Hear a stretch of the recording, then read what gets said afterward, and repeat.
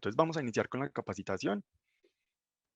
Lo primero es que en la página de la Cámara de Comercio, cuando ingresamos, vamos a seleccionar en la parte superior la opción de servicios registrales, que es esta que estoy señalando en este momento. Cuando ingresamos en esta opción, automáticamente nos va a abrir un nuevo pantallazo en el cual vamos a encontrar en la primera fila la opción de registro único de proponentes. Esta es la opción habilitada en la página para realizar cualquier trámite de registro único de proponente que queramos adelantar. Una vez que ingresamos en ella, la página nos va a dar tres opciones distintas para seleccionar. Entonces tenemos la opción de inscripción, tenemos la opción de renovación o tenemos la opción de actualización, ¿sí? En este caso, vamos a ingresar directamente a la opción de renovación.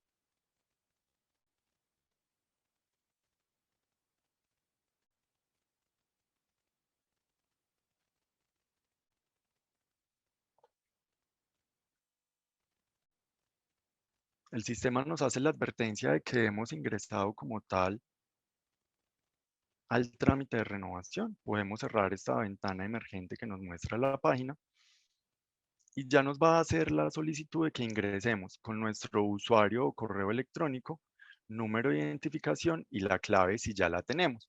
En caso tal de que no tengamos la clave como tal, lo que podemos hacer es solicitar en la parte inferior registrarse en la plataforma. Yo voy a ingresar a la parte de registrarse para mostrarles cuáles son los datos que nos solicita como registro y les cuento cómo es el proceso y ya posteriormente vamos a regresar a esta parte del proceso y yo voy a ingresar con mi usuario personal.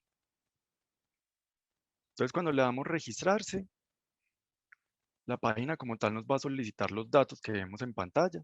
Recuerde que el registro como tal se hace directamente por parte de una de las personas que integran, que hacen parte de la persona jurídica proponente, o el mismo proponente cuando es persona natural, o incluso eh, una persona que les esté colaborando con el trámite en caso tal de que decidan hacerlo con algún apoyo.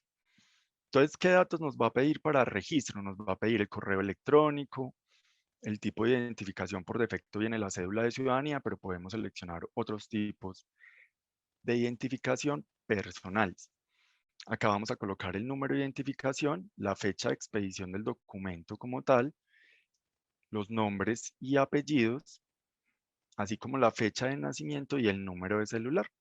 Al momento en que hemos diligenciado esta parte, seleccionamos esta opción y le damos no soy un robot, podemos darle a registrarse y automáticamente esta plataforma va a enviar un correo electrónico al email que indicamos en la primera parte y allí vamos a encontrar una opción para confirmar la solicitud del usuario y clave dentro de la página de la cámara y vamos a encontrar la clave, ¿sí? Entonces, una vez que confirmamos que si hemos solicitado esa clave, nos va a volver a llevar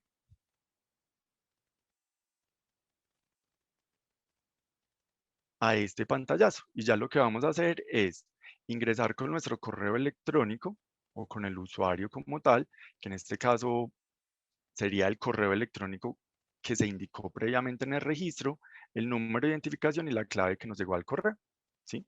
Entonces, permítanme un momento, yo ingreso con mis datos.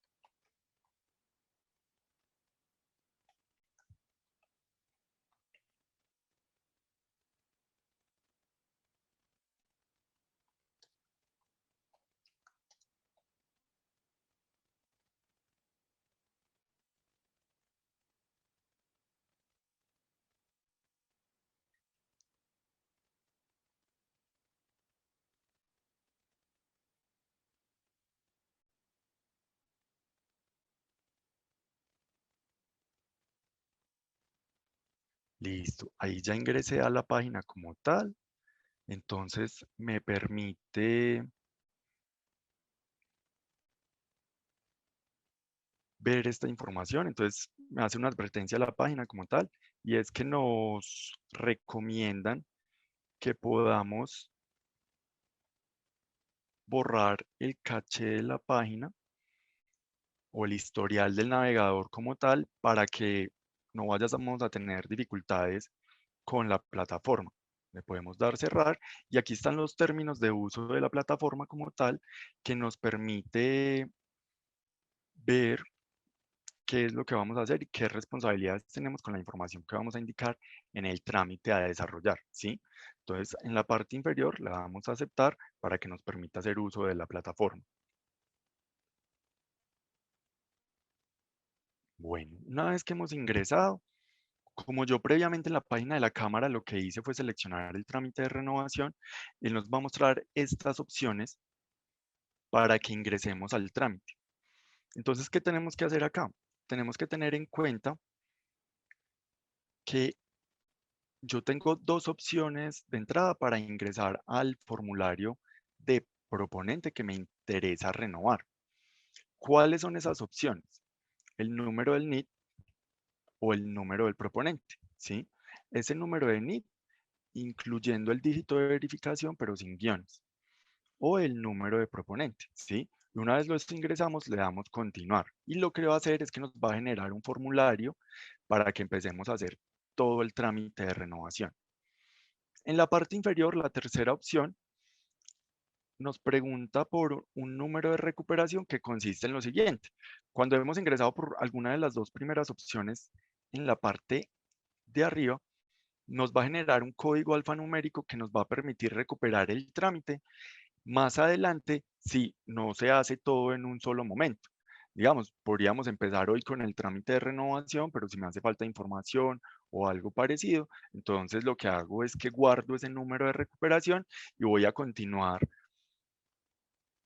con mi formulario los días que sean necesarios para que toda la información quede allí, ¿sí? Aquí es muy importante advertirles que en caso tal de que ustedes acá colocaran el número de recuperación o el código alfanumérico de recuperación como tal para retomar un trámite, pero también se indicara acá el NIT o se indicara acá un número de proponente, la plataforma lo que va a hacer es que nos va a generar un nuevo formulario ignorando el número de recuperación que le indicamos en la parte inferior. Entonces acá la recomendación ¿cuál es? Siempre ingresar solo con esta opción cuando ya tengamos el formulario previamente iniciado y con el código de recuperación que nos generó la plataforma.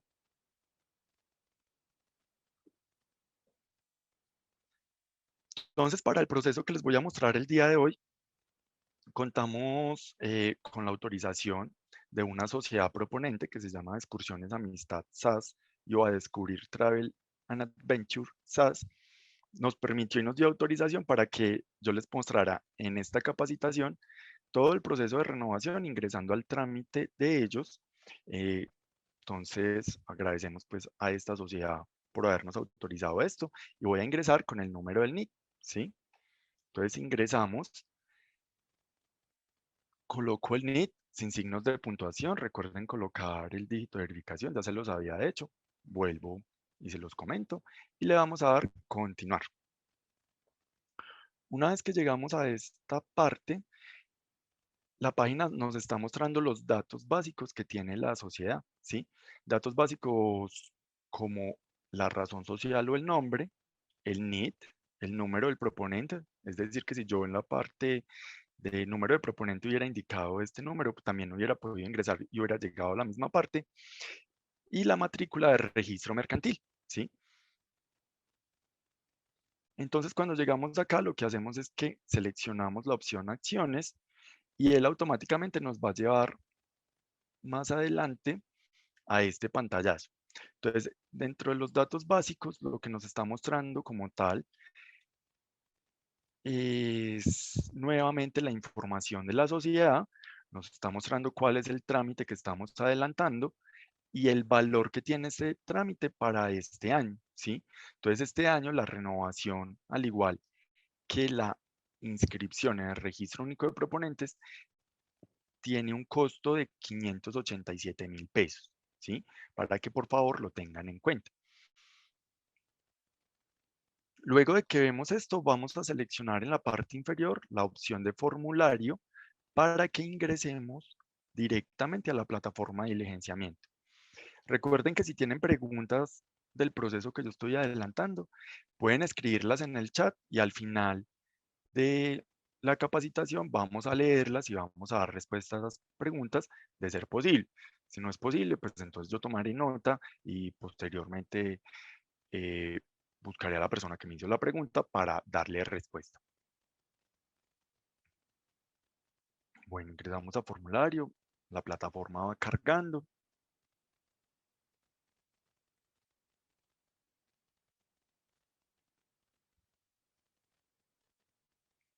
Y aquí ya ingresamos al formulario.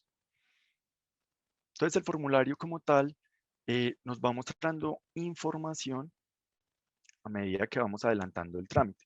Entonces toda la información que se necesita para la renovación o inscripción del registro único de proponentes para personas jurídicas está dividida en 9 bloques, ¿sí? Que son estos 9 bloques que tenemos en pantalla. Entonces, yo puedo ingresar a cada uno de estos bloques a medida que voy adelantando el trámite en cualquier orden. No es necesario ir del bloque 1 al 2 y luego al 3. No, lo pueden hacer en cualquier orden dependiendo de la información que van a ingresar al momento de que ingresan, ¿sí? En la parte superior nos va a mostrar nuevamente los datos generales de la sociedad, que son estos que vemos en las dos primeras filas como tal de información.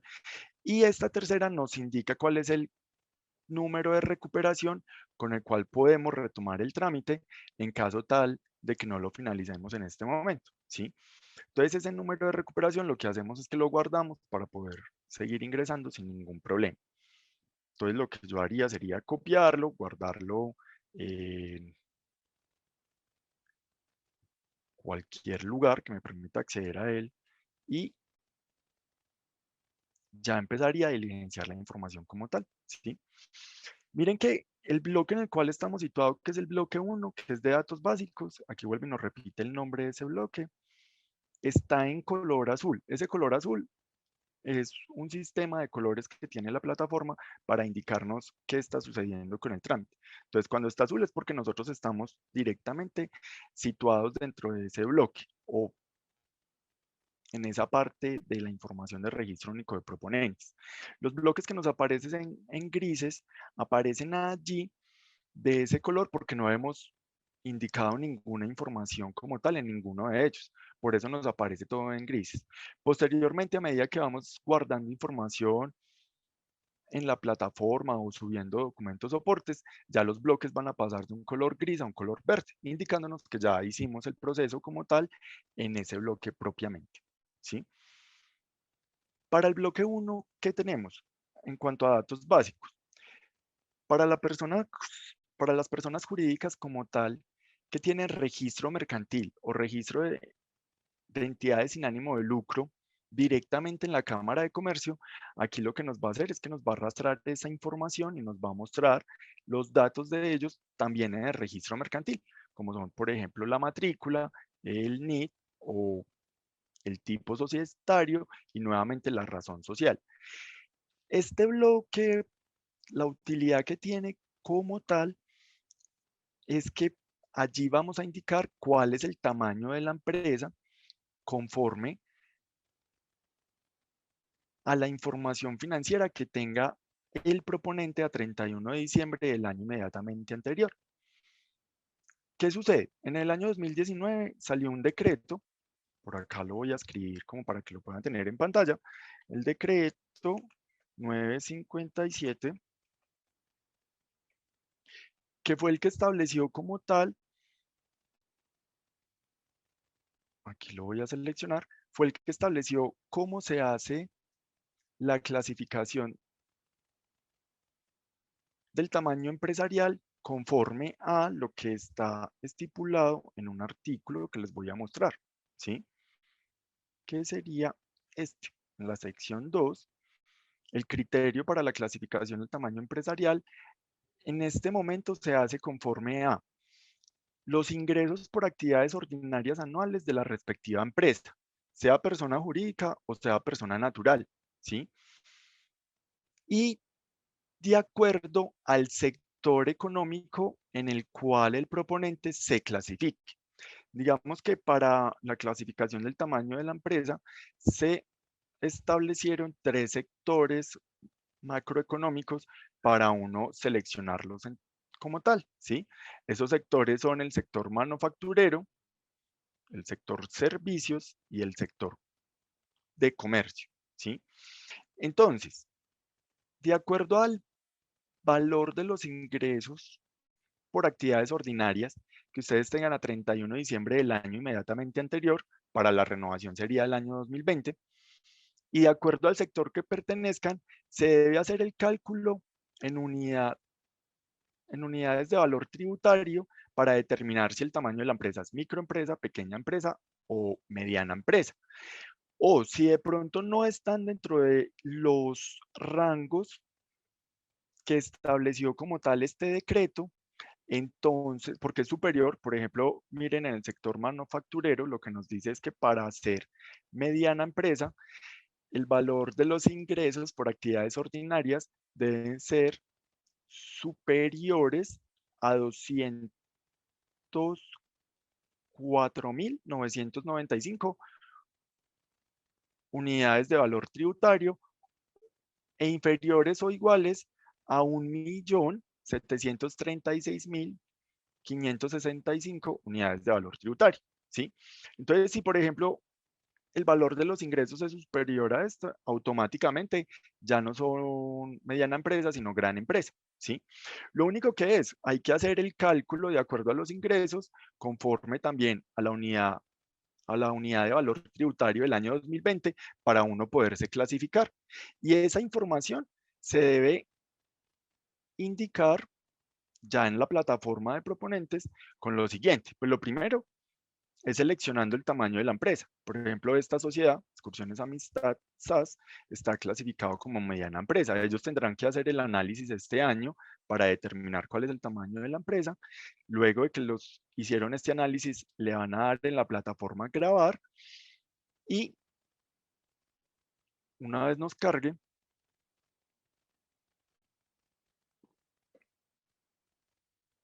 la plataforma nos va a mostrar esta franja en verde y el circulito acá en verde, lo que les decía previamente. La plataforma les va informando a medida que se va diligenciando el trámite si ya se ha grabado la información o no, y esto es importante para que nosotros podamos de una forma u otra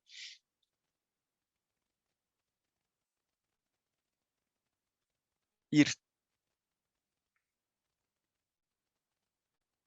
guardando la información correspondiente a nuestro registro y a nuestra renovación, ¿sí?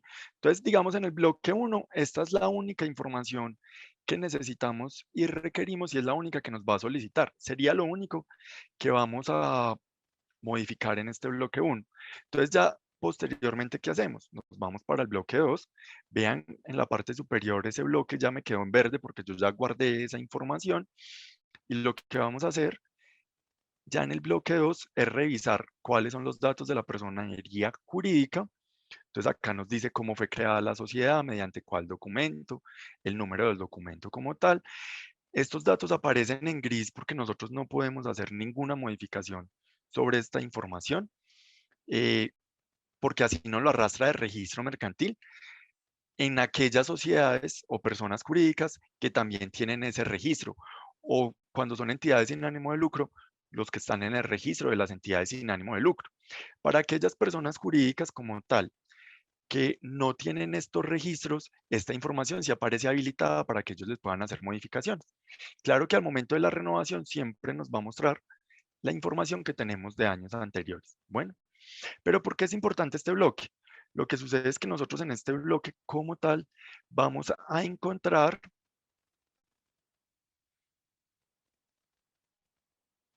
las opciones para ir subiendo la información que necesitamos para soportar el trámite de la renovación, ¿sí? Entonces, por ejemplo, en el numeral 1 lo correspondiente al root de la persona jurídica, este icono es el que nos va a permitir a nosotros subir en formato PDF una copia del root de esta sociedad para que nos quede en el trámite de renovación. Claro que yo les hago una salvedad. El root como tal, si no ha tenido actualizaciones respecto a la renovación o a la inscripción del año inmediatamente anterior, no sería necesario volverlo a subir, porque nosotros ya lo tenemos en nuestros archivos. Entonces, no aplicaría, ¿sí? Pero es para mostrarles cómo funciona. Entonces, yo si voy a seleccionar el archivo, entonces cuando le doy a este enlace, él me va a mostrar una pantalla adicional, que es la que ustedes están viendo allí, de tal forma que nosotros podamos seleccionar el archivo por esta opción y guardarlo en la plataforma, ¿sí? Podemos colocarle un número del documento, si lo tiene, si no lo tiene, no se le debe colocar un número.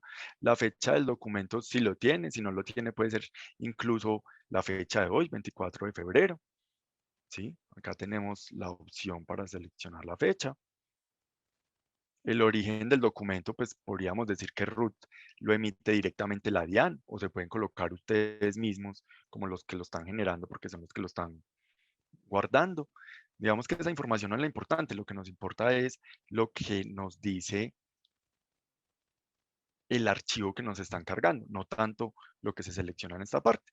Y ya lo que haríamos sería seleccionar de nuestro equipo el archivo y subirlo acá. Le daríamos a la opción grabar, ¿sí?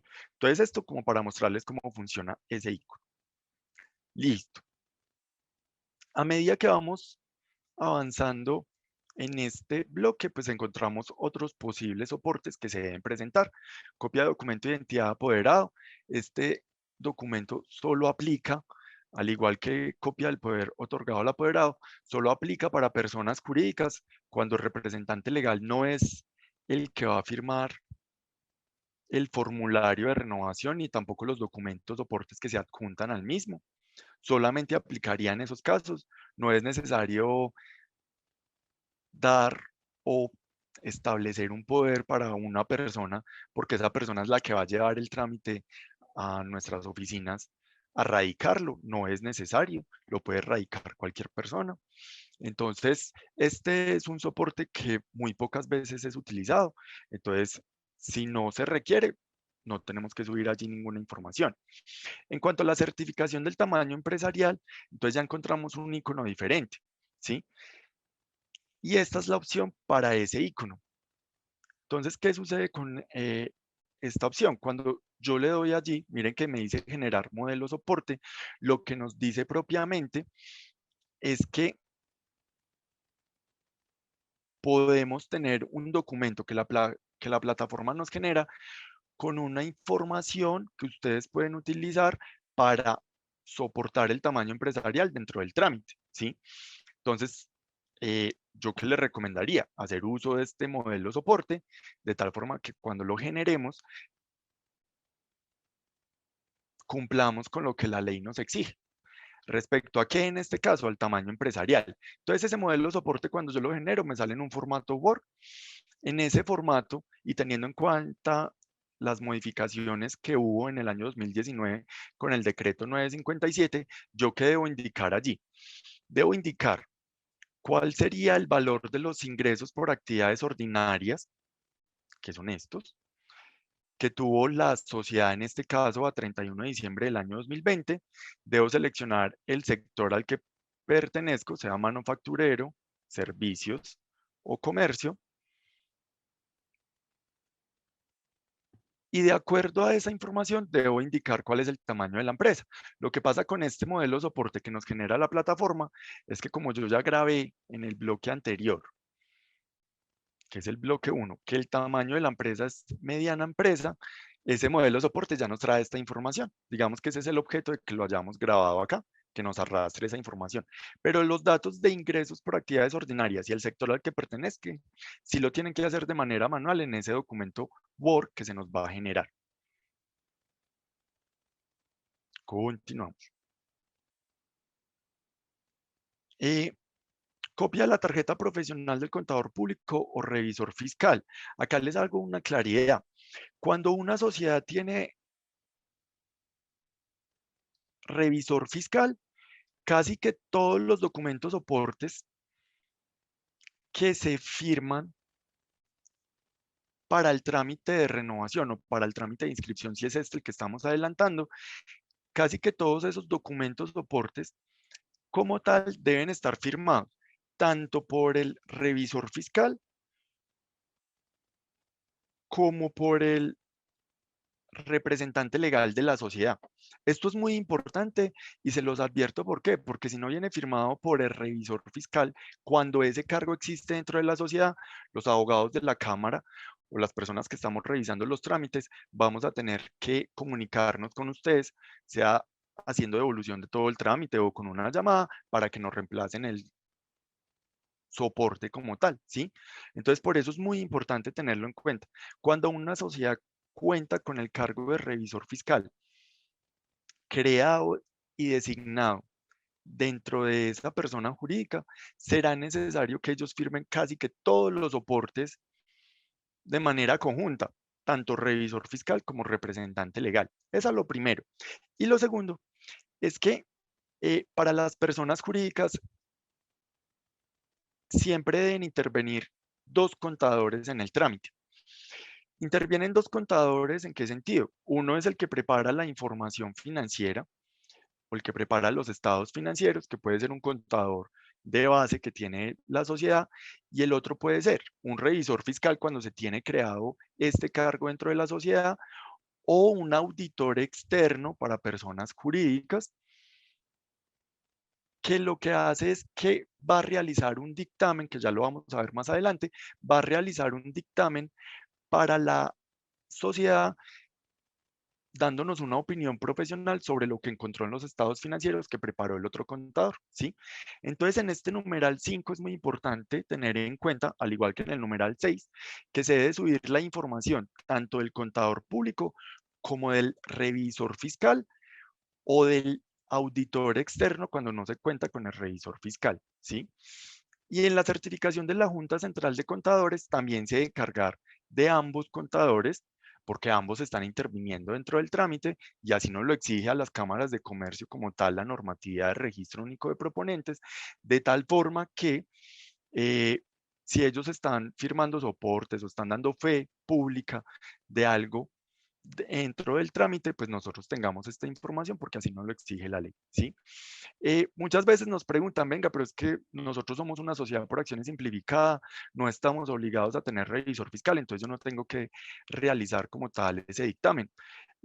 No, no aplica. Lo que sucede es que para aquellas sociedades que no están obligadas a tener revisor fiscal o simplemente no lo tienen, siempre lo deberá realizar un auditor externo porque así lo exigió la ley para el registro único de proponentes.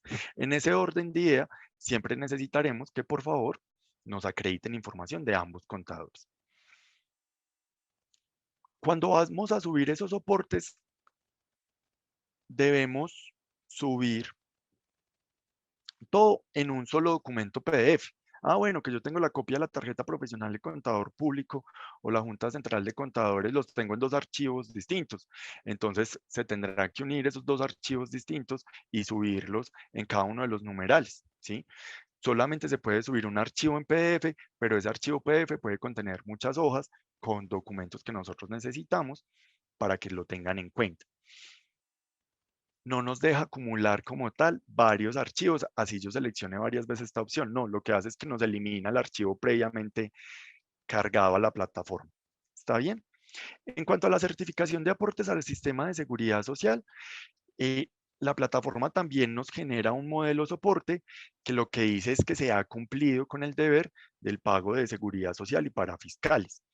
Lo mismo, cuando una sociedad cuenta con el cargo de revisor fiscal, ese soporte lo firma el revisor fiscal junto con el representante legal, ¿sí? Cuando no se cuenta con el revisor fiscal, lo hace el representante legal junto con el contador. Entonces acá generamos el modelo soporte y luego de que ya los tenemos firmados, lo cargamos como tal, ¿sí? Y esa sería la información del bloque 2. Les repito, yo sé que se pueden ir presentando preguntas al respecto, pero esas preguntas, por favor, colóquenmelas en el chat y ya cuando terminemos de hacer la presentación, yo voy a tomarlas y voy a empezar a darle respuesta a cada una, intentando que todas las respuestas, perdón, que todas las preguntas tengan su respectiva respuesta dentro de mis capacidades y lo que les pueda responder en este momento. Bueno, pasamos entonces al bloque 3. Aquí en la parte inferior también tenemos una opción para pasar al siguiente bloque. Cualquiera de las dos opciones es válida para pasar de un bloque a otro. Bueno, en el bloque 3, ¿qué vamos a encontrar? Nos va a preguntar los datos de ubicación, tanto de la dirección comercial como de notificación judicial de las personas jurídicas, ¿sí? Entonces, esta información, como esta sociedad tiene el registro mercantil, entonces automáticamente nos arrastra esa información de registro mercantil. No sería necesario como tal que ustedes borren lo que ya nos aparece acá para volverlo a diligenciar, a no ser que haya algún cambio en en esta respectiva información. De lo contrario, ustedes verifican los datos, si están de acuerdo con estos datos, acá lo que hacen es seleccionar si autorizan el envío de correos electrónicos o no. Y una vez que ya tengamos certeza sobre esa información, le podemos dar grabar al bloque.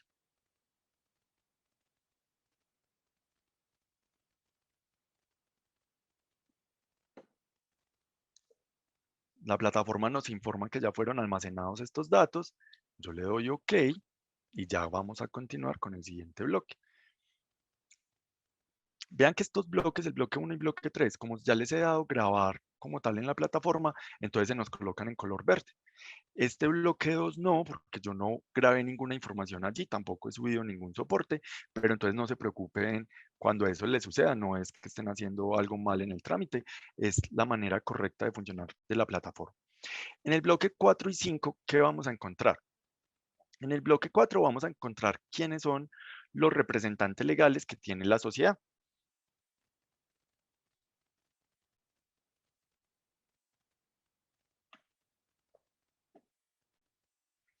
Y en el bloque 5 vamos a encontrar cuáles son las facultades de esos representantes legales.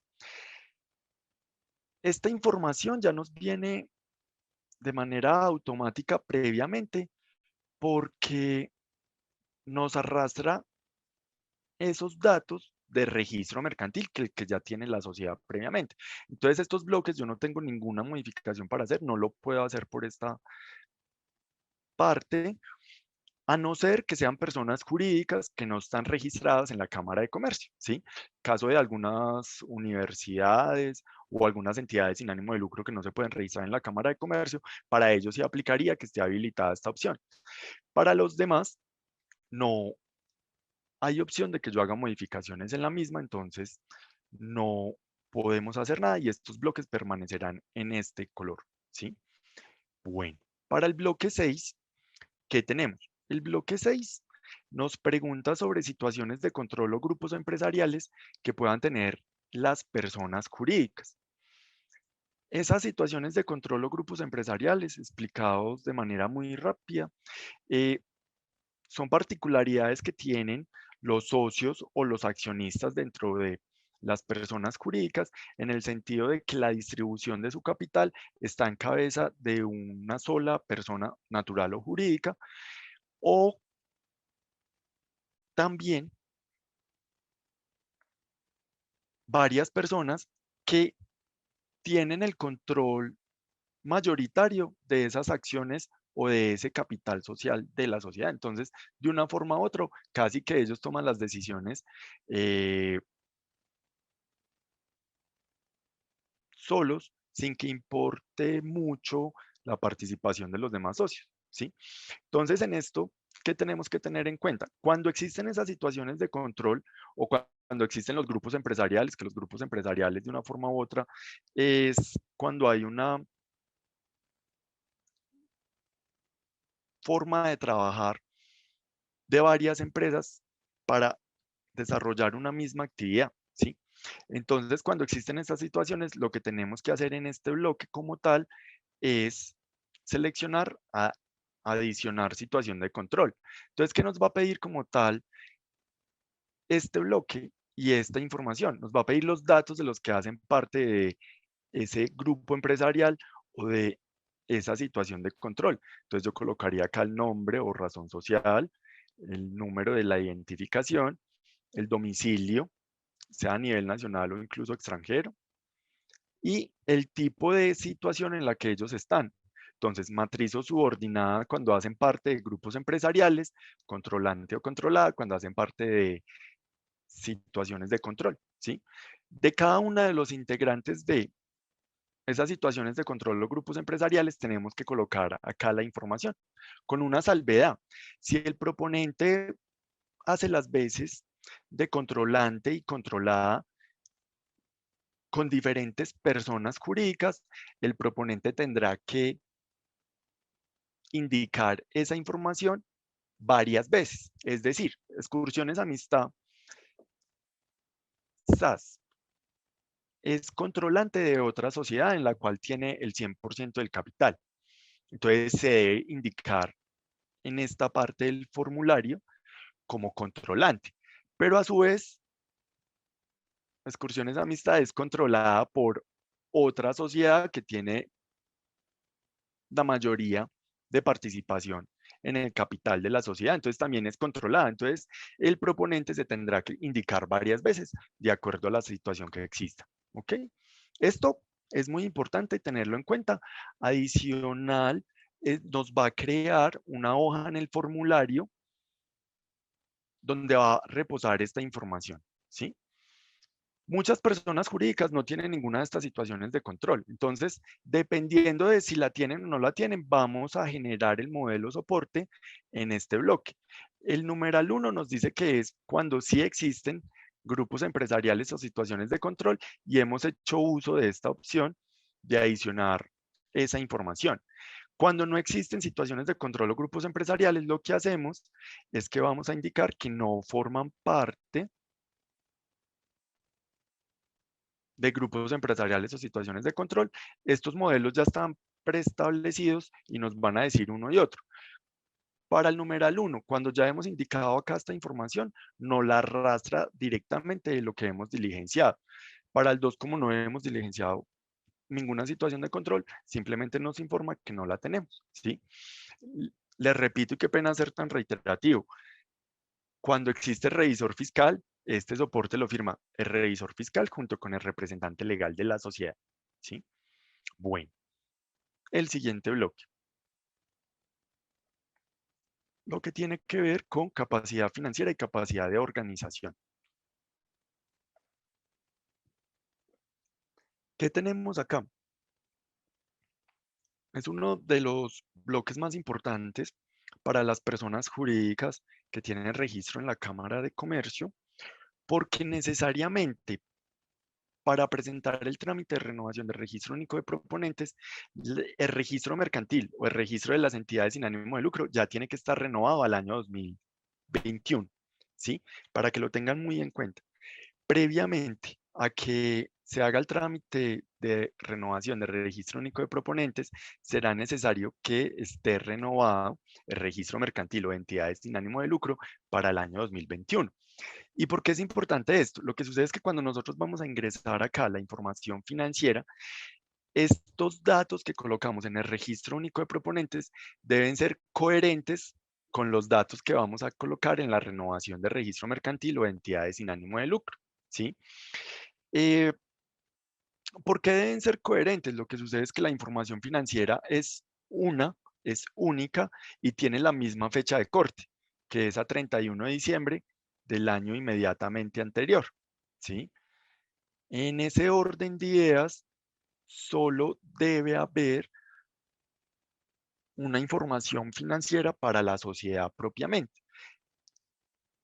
Y nosotros en la Cámara de Comercio, cuando nos llegan esa información, revisamos que ésta sea coherente respecto a lo que nos indicaron en el registro mercantil y también en los documentos soportes que nos van a anexar como tal al trámite. ¿Cuáles son esos documentos soportes? Ya se los voy a mostrar, pero serían los estados financieros los que nos darían la primer mirada a esta información de cada una de las personas jurídicas. vemos que aquí nos está pidiendo la información de tal forma que estos datos se ingresan conforme a la información financiera bajo normas NIF, ¿sí? Normas Internacionales de Información Financiera, NIF. Todos en Colombia se supone ya deben estar en ese corte y por eso el formulario nos pide la información así expresamente, ¿sí? Entonces, la recomendación, ¿cuál es? Tener la información financiera, los informes financieros bajo NIF, de tal forma que se pueda vislumbrar todos los datos que colocamos acá. Entonces, ¿qué vamos a hacer? Seleccionamos acá la fecha de corte. Muy importante siempre modificarla. Hemos tenido muchos casos en la Cámara de Comercio en los cuales tenemos que hacer devolución porque a pesar de que la información es coherente, no le modificaron la fecha de corte. Entonces, por eso la recomendación, hacerlo siempre. Vamos ingresando el total del activo corriente, el total del activo no corriente. Esta parte nos aparece en color gris porque automáticamente nos hace el cálculo de acuerdo a los datos anteriores que hemos ingresado, así como el pasivo total y así como el pasivo más patrimonio, ¿sí? Estos datos son muy importantes porque son los que nos van a permitir calcular los índices financieros, ¿sí? El índice de liquidez, el índice de endeudamiento, la razón de cobertura, la rentabilidad del activo, la rentabilidad del patrimonio. Entonces, a medida que vamos diligenciando esto, nos va a permitir saber cuáles serán esos indicadores como tal, ¿sí? Estos indicadores se calculan automáticamente. Ustedes no pueden modificar la información que nos aparece acá después de que diligenciaron esta parte, porque automáticamente nos va a dar el resultado de acuerdo a las fórmulas que se puede apreciar en la página, ¿sí? Para que lo tengan muy presente. Eh, Igualmente, estos indicadores no van a tener más de 2 décimas, porque así lo estableció la normatividad de registro único de proponentes en su momento, y tampoco hace aproximaciones. Nos muestra el valor con 2 décimas, tal cual como quede, y no se hacen aproximaciones. Para que lo tengan muy presente, porque a veces nos han hecho la pregunta en otras capacitaciones o personas después de que ya han hecho el trámite de inscripción o renovación nos dicen que por qué no se hace la aproximación y demás. Así lo estableció la normatividad, las cámaras de comercio no lo podemos modificar. Hay un rubro que es este, que es el de gastos por intereses, que no lo pide como tal el registro mercantil o no lo pide como tal el registro de entidades sin ánimo de lucro cuando se hace la renovación. Entonces tenemos que muchas veces no sucede que estos gastos por intereses, como no nos lo pidieron en el registro mercantil, en la renovación lo que hacemos, en la renovación de registro mercantil, lo que hacemos es que lo sumamos a otros gastos.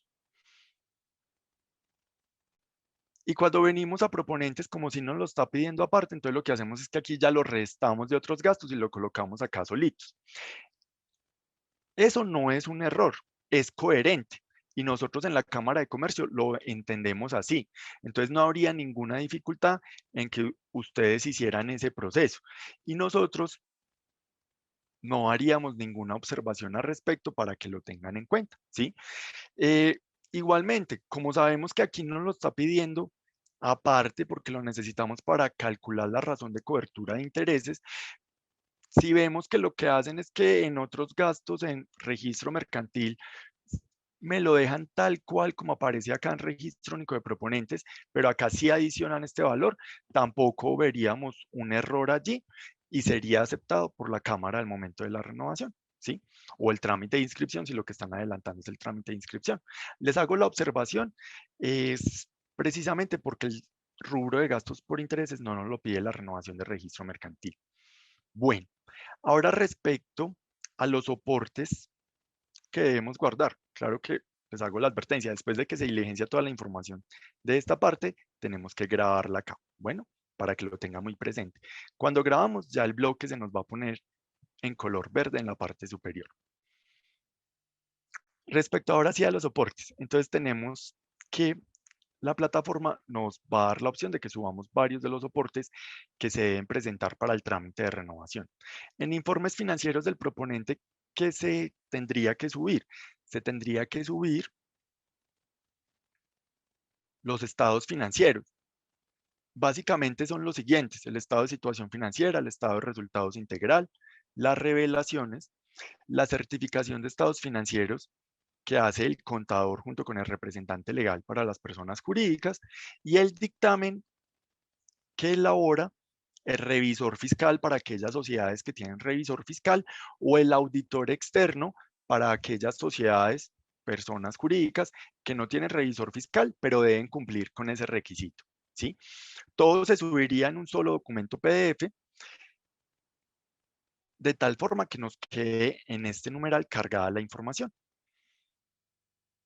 En el numeral 2, que se refiere a informes financieros de grupo empresarial, este solo aplica para aquellas personas jurídicas que hacen parte de un grupo empresarial, pero que tienen la condición o la característica de ser la sociedad matriz, ¿sí? Serían los informes financieros consolidados de la casa matriz. Si no son sociedad matriz, así hagan parte de un grupo empresarial, no nos lo tienen que cargar a la plataforma ni lo tienen que presentar para el trámite de renovación, ¿sí?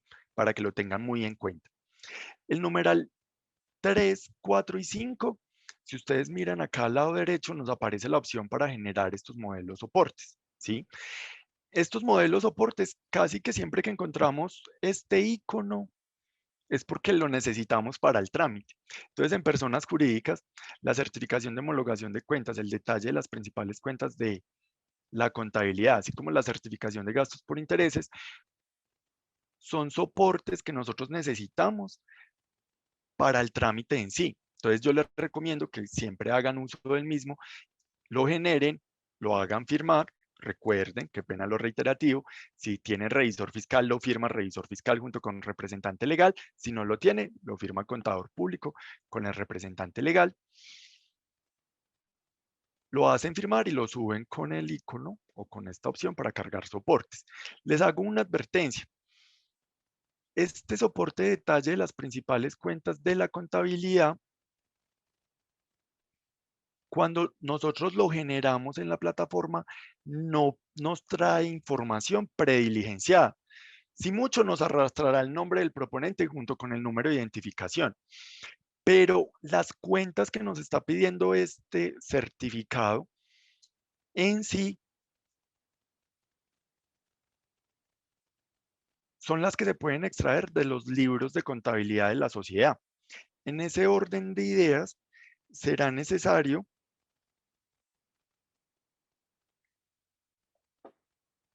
que cuando se genere este soporte lo revisen con el contador de la sociedad, si no es el contador quien adelanta el trámite, de tal forma que nos indique ahí cuáles son los valores de cada una de las cuentas que aparecen allí detalladas. Si, por ejemplo, por las características que tiene la sociedad,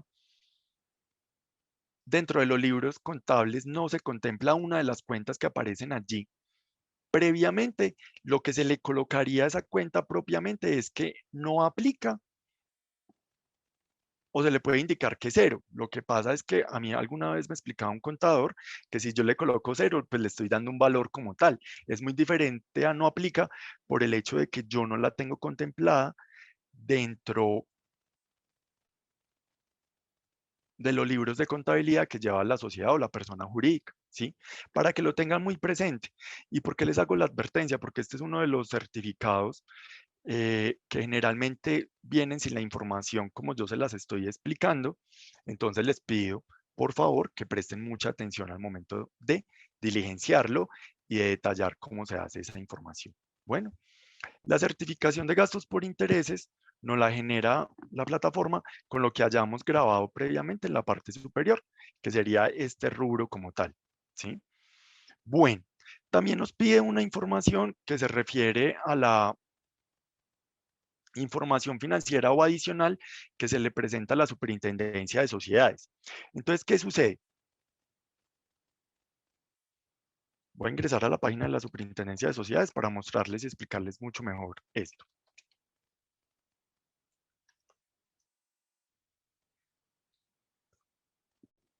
La Superintendencia de Sociedades realiza inspección, vigilancia o control sobre diferentes personas jurídicas de registro mercantil, ¿sí? Sociedades mercantiles netamente.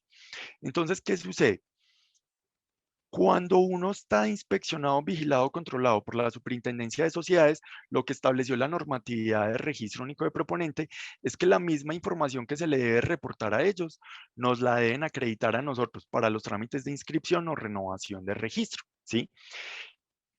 Que en su mayoría es información financiera como tal. Entonces, nosotros en la Cámara, por la página de la Superintendencia, consultamos en esta opción si la sociedad propiamente está siendo inspeccionado, vigilado o controlado para saber qué información es la que debe reportar, ¿sí? Entonces, por ejemplo, Excursiones Amistad, SAS, en este momento está inspeccionada. Cuando está inspeccionada, debe presentar una información, ¿sí?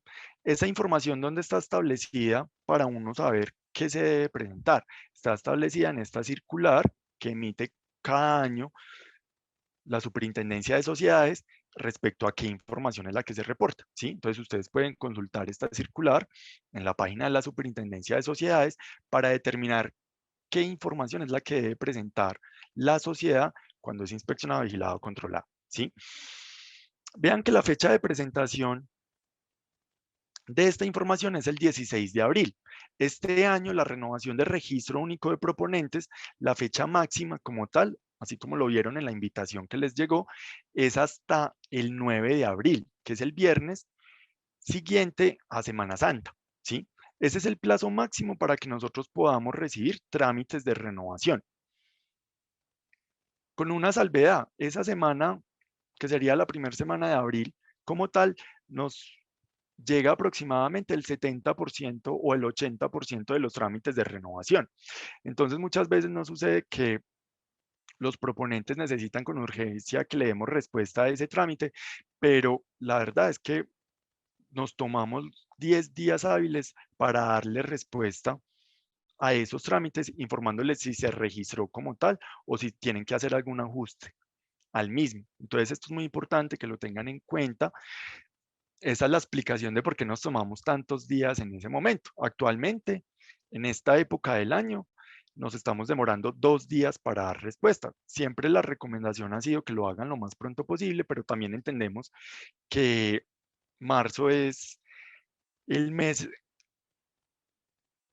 en el que se puede preparar toda la información financiera y a veces es muy difícil poderlo adelantar. No obstante, pues le hacemos la recomendación. Regresando al trámite, entonces, ¿qué sucede? Excursiones Amistad SAS es inspeccionada por la Superintendencia de Sociedades. Entonces, a pesar de que ellos tienen hasta el 16 de abril para reportarle esa información a ellos, si nos presentaran el trámite de renovación la semana entrante, ya nos tendrían que acreditar esa información adicional que le deben presentar a la Superintendencia de Sociedades. Aquí está descrita cuál sería esa información adicional que se debe presentar. Por ejemplo, para las sociedades inspeccionadas, aquí el numeral 10 nos está informando que lo que deben presentar es un documento mediante el cual el representante legal y el contador certifican que los estados financieros remitidos a la entidad cumple con lo dispuesto en el artículo 37 de la Ley 222 de 1995, que es la certificación de estados financieros que generalmente preparan los contadores cuando hacen los estados financieros. Lo que pasa es que para la Superintendencia de Sociedades, esta certificación también la firma el revisor fiscal cuando están obligados a tener revisor fiscal, ¿sí? Y se deben presentar las notas o revelaciones a los estados financieros. Entonces, nosotros para el trámite de renovación en la Cámara de Comercio, le vamos a pedir que esa certificación de estados financieros cumpla con esto, a Excursiones Amistad por estar inspeccionada, ¿sí? Pero para las que son vigiladas y controladas, nos solicitan una información adicional. En este caso, la plataforma les sirve de guía para saber qué es lo que deben presentar, ¿sí? Hay un informe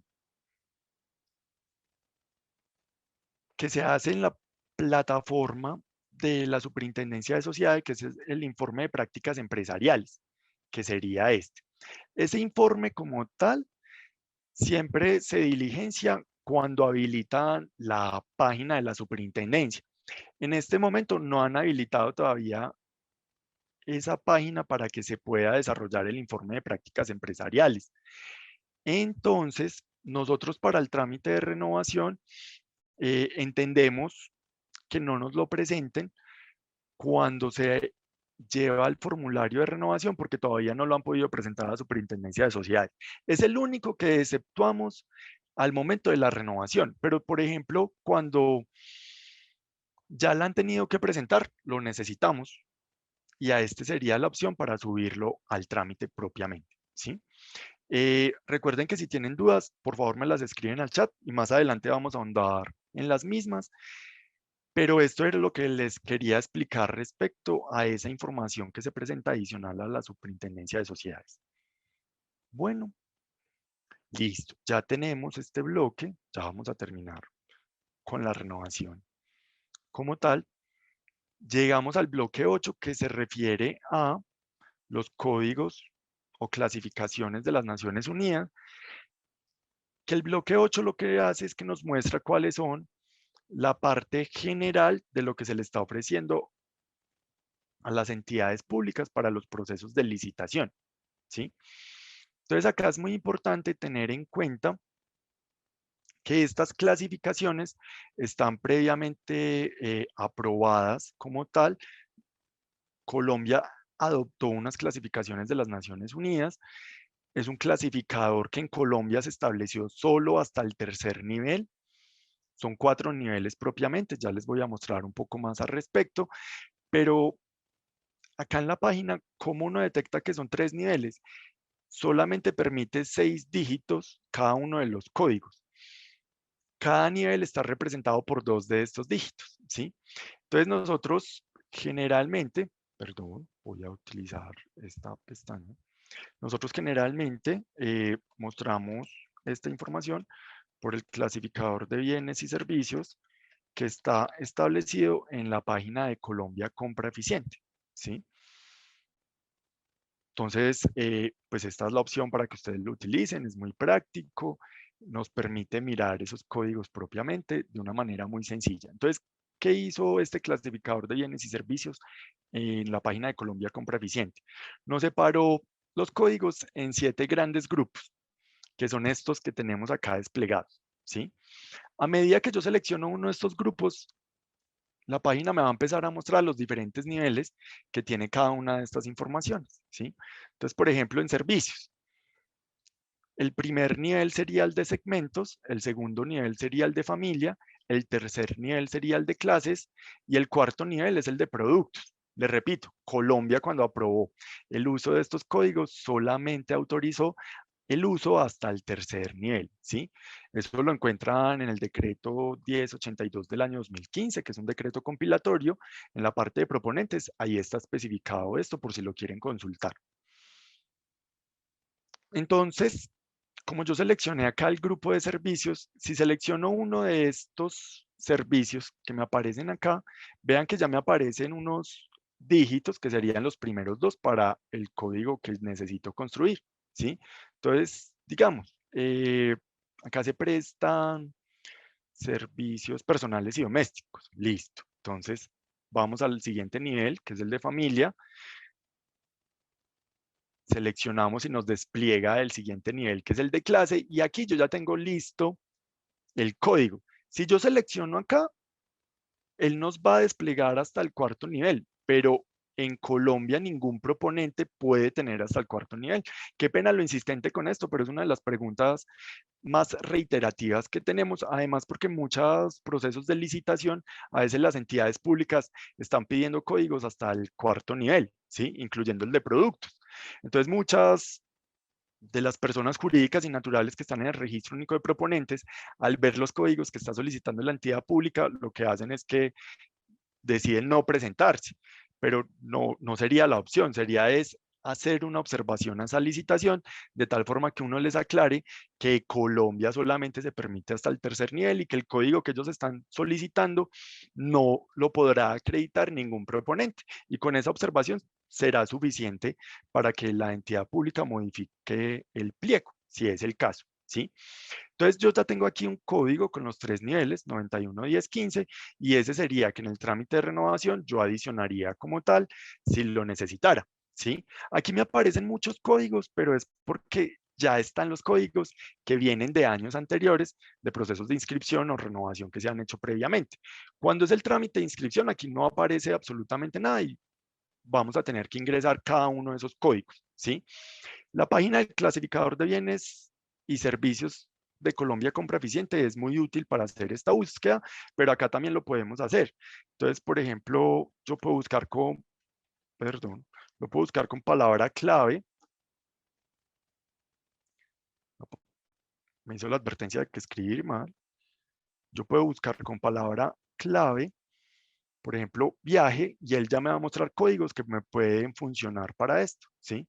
Entonces me dice, equipo y plataformas de reacondicionamiento y perforación. No, no es esto lo que necesito, ¿sí? Equipo de entrenamiento para aeróbicos. No es lo que necesito, pero me sirve de ejemplo.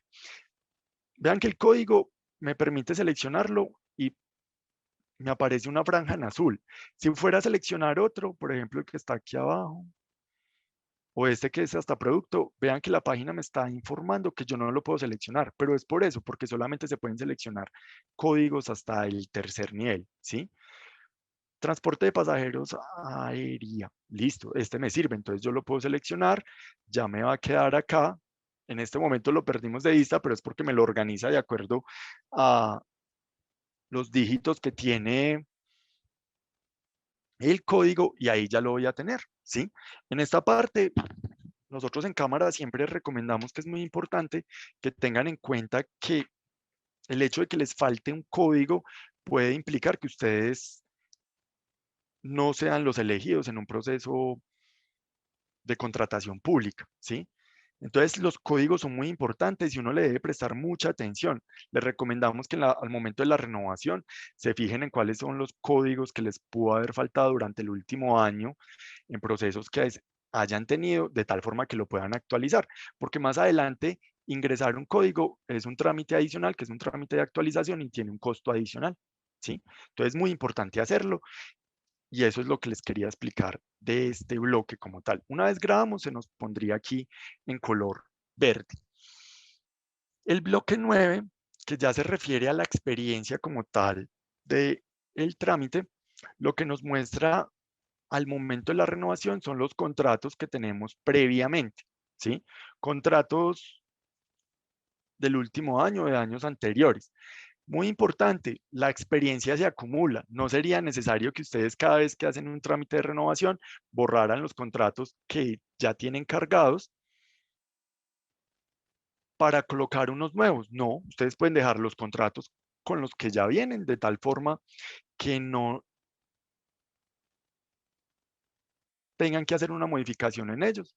Como son contratos que nosotros ya tenemos en la Cámara, no nos tienen que acreditar nuevamente ni el soporte del contrato, ni la declaración de códigos del contrato, a no ser que hagan una modificación sobre el mismo, ¿sí?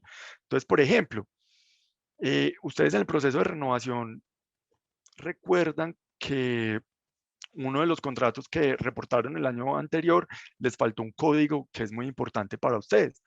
Y de acuerdo al objeto de ese contrato, ustedes sí tienen forma de adicionar ese código al mismo. Entonces lo que podrían hacer es seleccionar esta opción, que es la de editar contrato.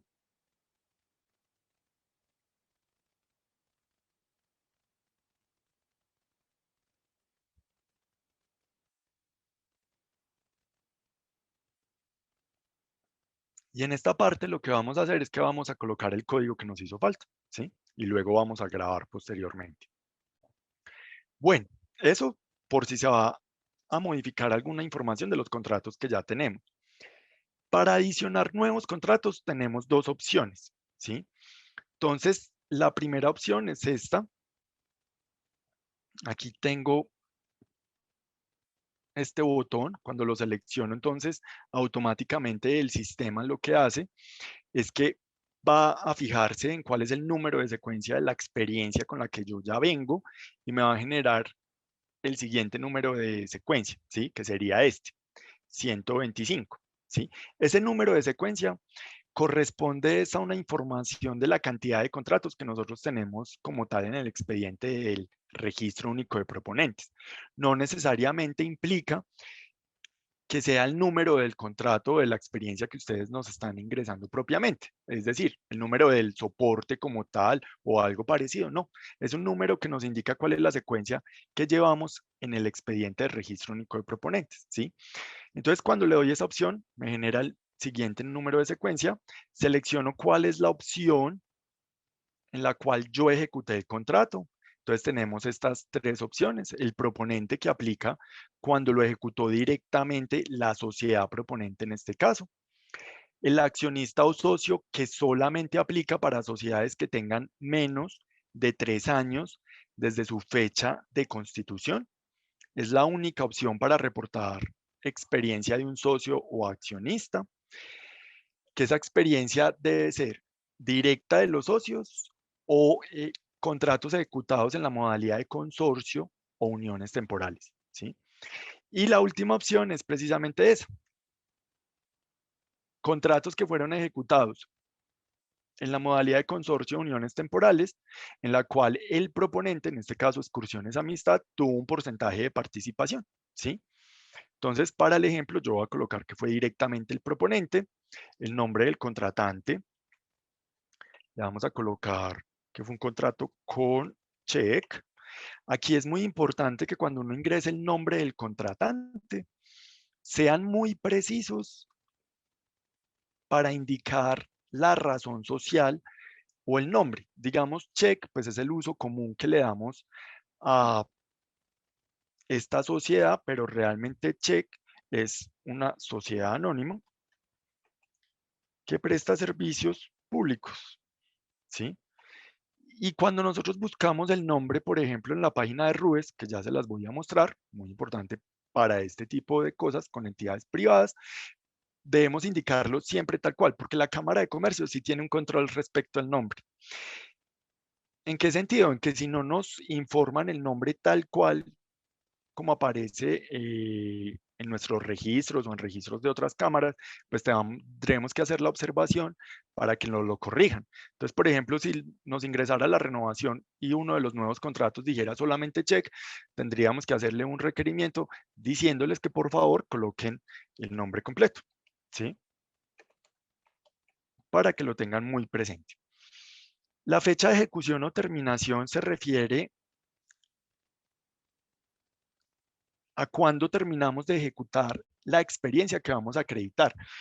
Uno de los errores más comunes que tenemos es que se indica la fecha de inicio del contrato. Entonces, por ejemplo, yo empecé un contrato en el año 2020, en noviembre del 2020, y coloco noviembre del 2020, pero lo terminé apenas el 15 de enero del 2021. La fecha de terminación o de ejecución necesariamente será el 15 de enero del 2021, no cuando hayamos iniciado a ejecutar el contrato. El valor en pesos lo colocamos sin utilizar signos de puntuación. Esto porque nos puede tomar o leer una coma y nos podría modificar el valor como tal. Entonces la recomendación es hacerlo sin indicar signos de puntuación. Por ejemplo, un contrato de 52.500.000, ¿sí? Automáticamente la plataforma me coloca la puntuación y cuando paso al siguiente ítem, él ya me calculó el valor en salarios mínimos, ¿sí?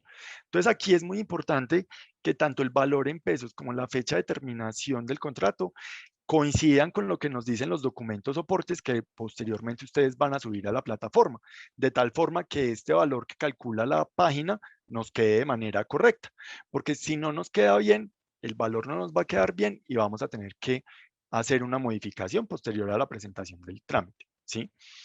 En porcentaje de participación, acá nos dice que ese porcentaje de participación solamente aplica para consorcios y o uniones temporales en los cuales el proponente haya tenido participación, pero como este lo ejecutó directamente el proponente, pues no habría lugar al porcentaje. Entonces yo podría colocar 0 porque nada fue ejecutado en consorcio o unión temporal.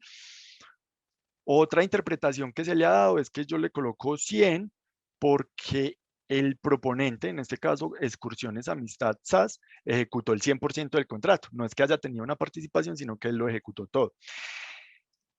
¿Por qué se seleccionan una de estas dos opciones? Lo que pasa es que si yo no coloco en este momento un valor acá, la página no me va a dejar continuar, ¿sí? Entonces me va a arrojar un error. Hagamos el ensayo.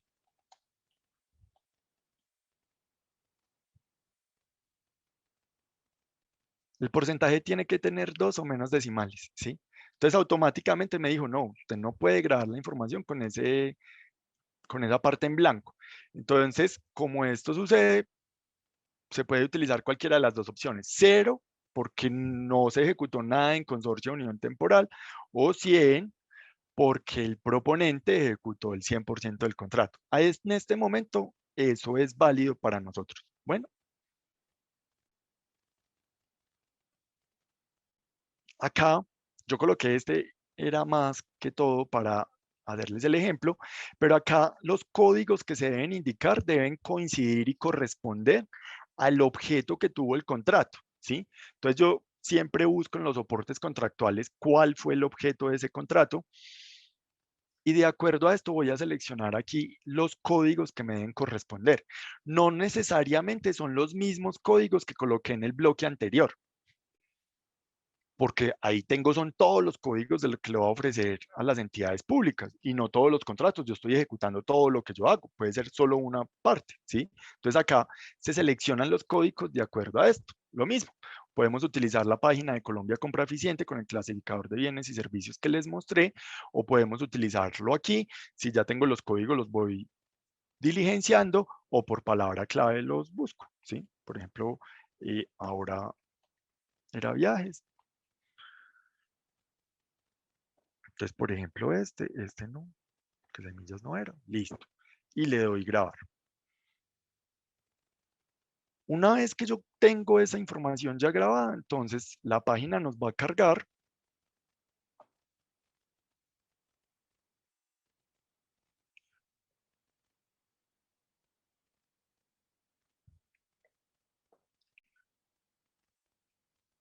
Le damos OK, nos informa que quedaron almacenados correctamente.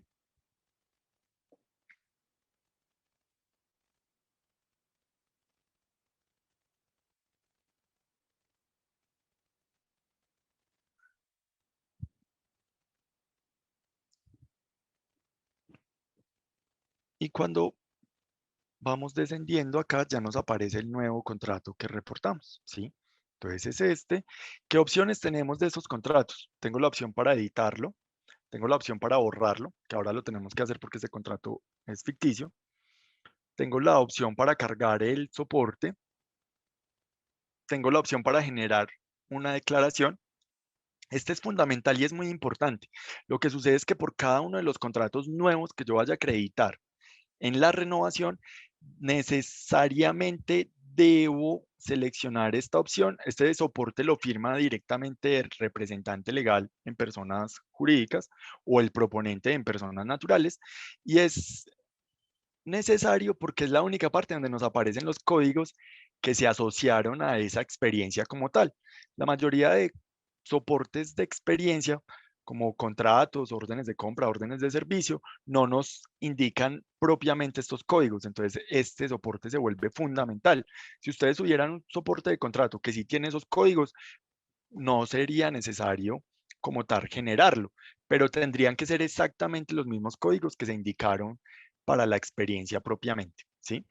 Luego de que lo genero, lo hago firmar, lo escaneo, lo dejo en PDF y luego esta es la opción para cargar la declaración. Bueno, esa es la primera opción para subir un contrato nuevo. La otra opción, ¿cuál es? Permítanme, voy a eliminar este.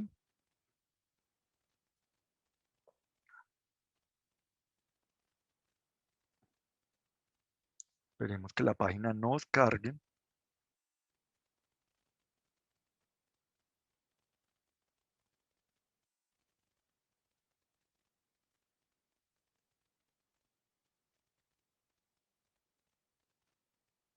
Una vez que nos carga, nos lleva hasta arriba.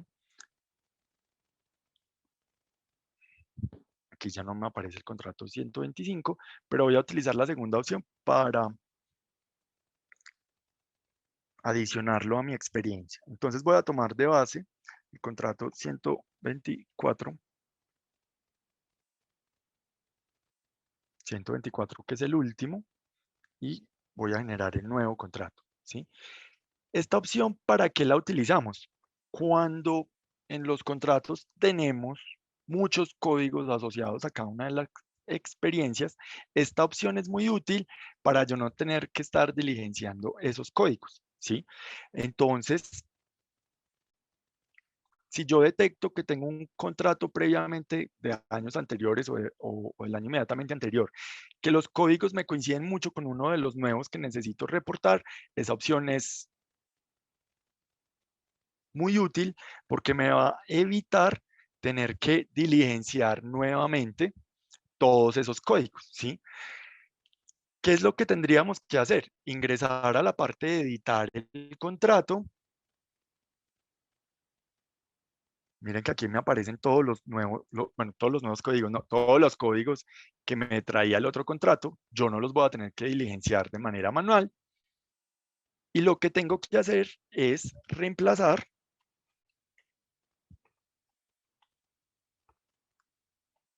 el contratante, selecciono la fecha de terminación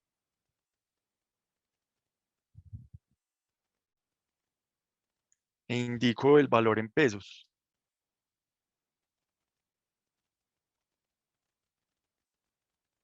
Y le doy grabar. Y ahí ya nos quedó el nuevo contrato utilizando esa segunda opción. Esa es la utilidad que tiene. Fue una mejora que se le hizo a la página. Creo que ya vamos para 2 años con esa mejora. Por todos fue bienvenida, incluso por mí dando estas capacitaciones. Y esa es la practicidad que tiene. Esperamos que cargue. Me dice que ya quedaron los datos almacenados correctamente.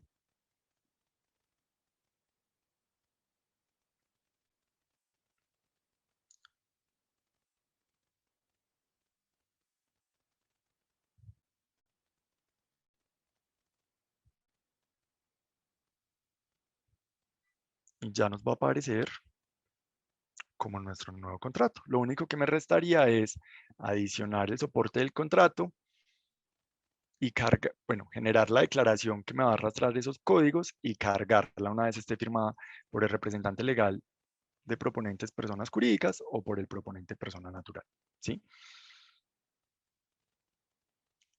Eso es todo con la experiencia de lo que debemos tener en cuenta.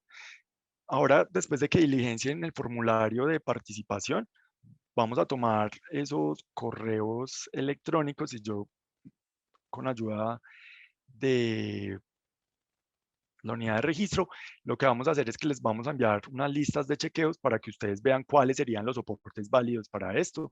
Soportes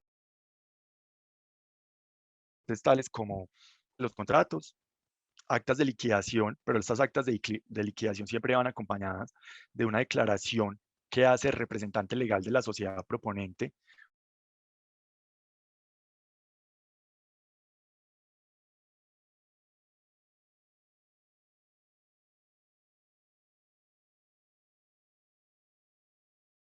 Aún no se ve. Bueno, permítanme un momento entonces. Ya, ya aparece. Ya, Sí, perfecto. ya. Eh, Paula, qué pena. ¿Hasta dónde me escucharon? Estabas diciendo sobre los correos para enviar las listas de chequeo.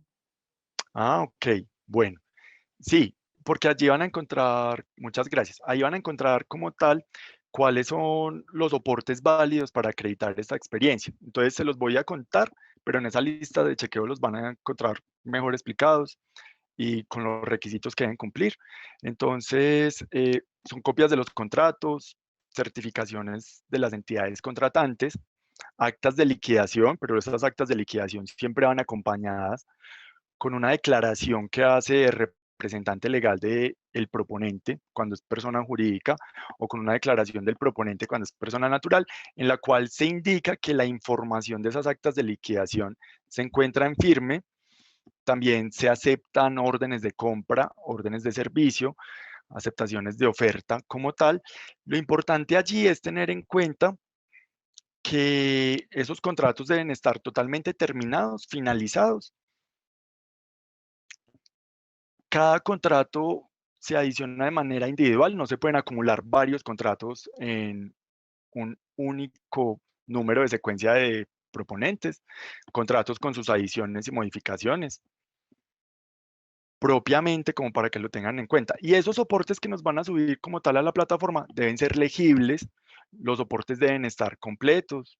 Por ejemplo, si es un contrato, que las cláusulas tengan la numeración correcta, no que nos pase de una cláusula octava a la cláusula vigésima, porque pues entenderíamos que está faltando hojas de ese soporte. Y son situaciones que se nos pueden presentar y que nosotros advertimos como tal al momento de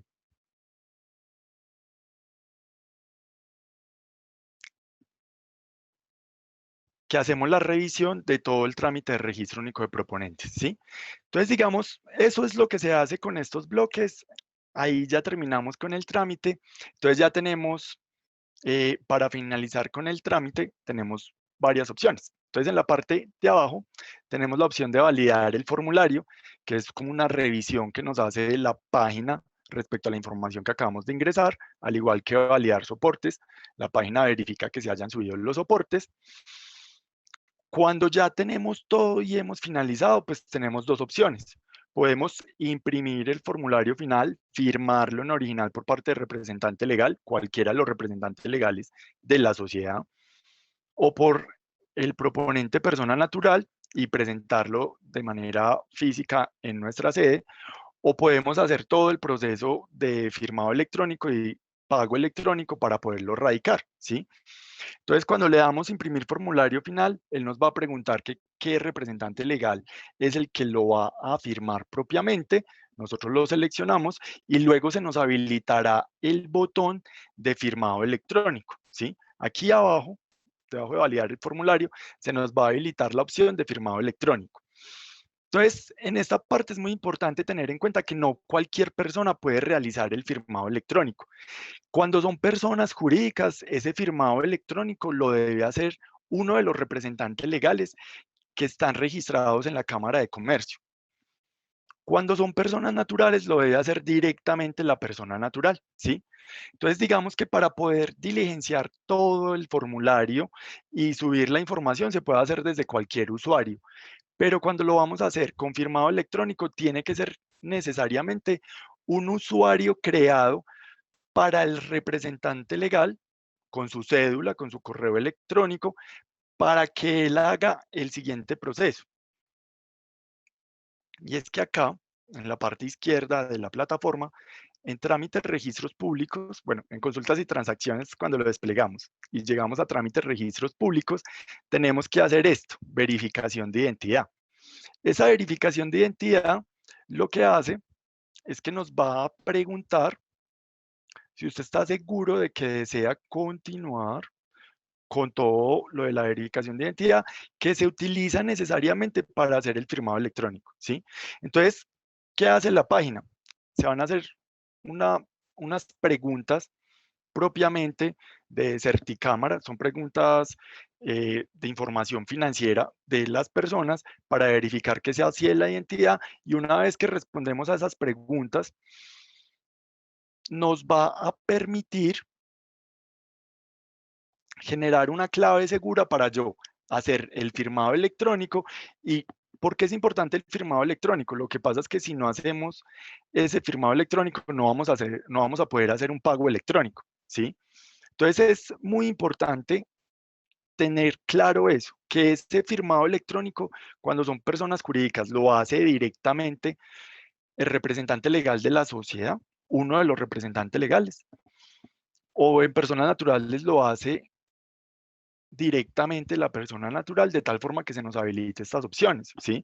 Que es la opción que nosotros recomendamos y utilicen en este momento, porque es mucho más fácil, se hace desde la comodidad de su casa, lo van a poder hacer en cualquier momento del día, no están sujetos pues a los horarios y demás que nosotros tenemos en la cámara, pero ya es libre cuál sea la decisión que ustedes tomen al respecto, ¿sí? Pueden hacer cualquiera de las dos opciones como tal, para que lo tengan presente, ¿sí? Entonces, por la página se hace por acá. Entonces nos hace esto, ya nos va a pedir unos datos, ¿sí? Como el tipo de identificación, el número de identificación, la fecha de expedición del documento, apellidos, nombres, el número celular, debería ser el de representante legal propiamente, les va a enviar un código al celular y ya nos va a hacer las preguntas que les comentaba, ¿sí? Quería ingresar a esta opción para que ustedes lo vieran. ¿Cómo me salí del trámite? Entonces, aquí es donde es útil recuperar como tal el mismo, de tal forma que yo pueda continuar donde iba, sino que necesitaba salir para mostrarles esa opción, ¿sí? Este es el código de recuperación alfanumérico que nos recuperó el sistema o que nos dio el sistema. Lo digito y miren que vuelvo al formulario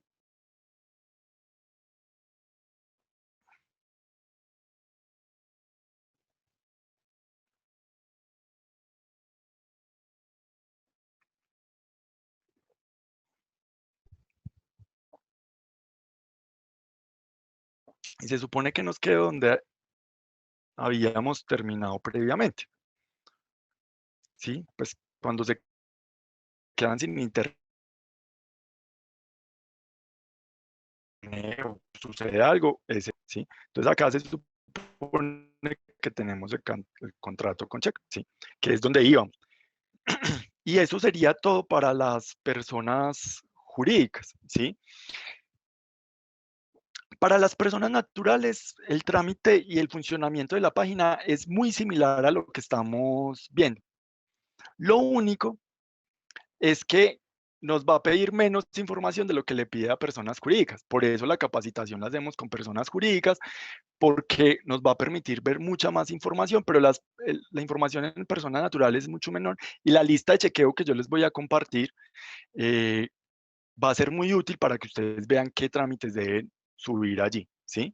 Voy a ingresar un momento a uno de personas naturales para que veamos algunas diferencias y ya vamos a pasar a la parte de las preguntas para que terminemos con la capacitación. Bueno, entonces voy a ingresar por un trámite de inscripción, no por uno de renovación, como si yo me fuera a inscribir, pero solamente para validar cómo funciona la página y cómo se ven personas naturales. Entonces, aquí ya me lo muestra, me está pidiendo que ingrese algunos datos, son mis datos.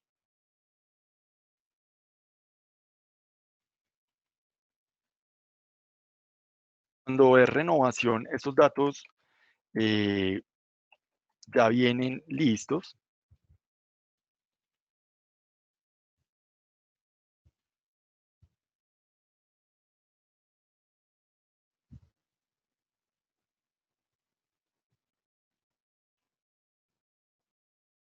Entonces miren que en persona natural, por ejemplo, los bloques son mucho menos, son solamente 5, mientras que en persona jurídica eran 9, ¿sí? Entonces, aquí ya me está pidiendo el tamaño de la empresa, lo mismo, funciona de la misma forma. Voy a encontrar acá ya en el bloque 1 también la parte donde puedo generar los modelos soportes. Las personas naturales solamente necesitan un contador como tal. Aquí no aplica la figura de revisor fiscal, ¿sí?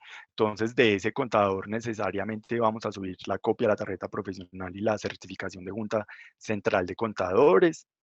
Vamos a generar el certificado de aportes al sistema de seguridad social.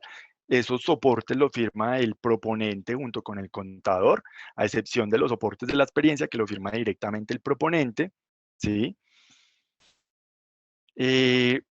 En la parte de la información financiera, vean que es la misma información, lo que cambia son los soportes como tal, ¿sí? Porque hay personas naturales que están obligadas a llevar contabilidad y hay personas naturales que no están obligadas a llevar contabilidad. Dependiendo de esto, es la información que nos deben reportar. En la lista de chequeo que les voy a enviar está muy claro.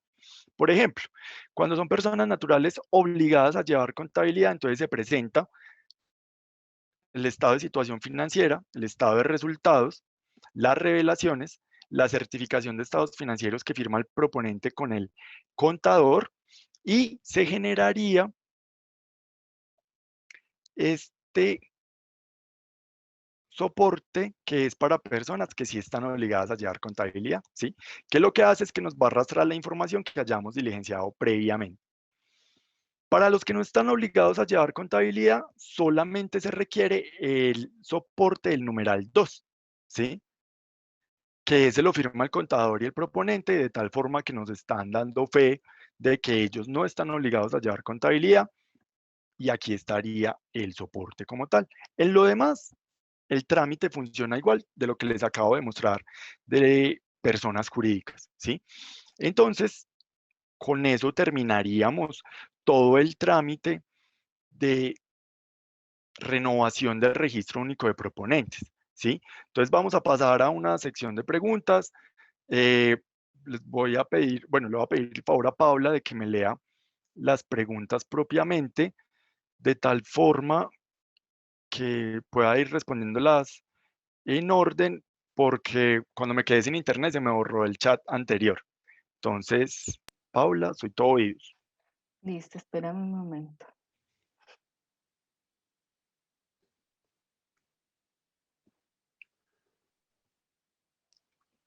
Paula, tú por favor les compartes también nuevamente el formulario de asistencia o de participación para de ahí es donde vamos a tomar los correos electrónicos, porque veo que en el chat nos compartieron varios correos, pero la idea es que en ese formulario nos van a quedar los datos y para saber propiamente qué información es la que necesitan. Bueno,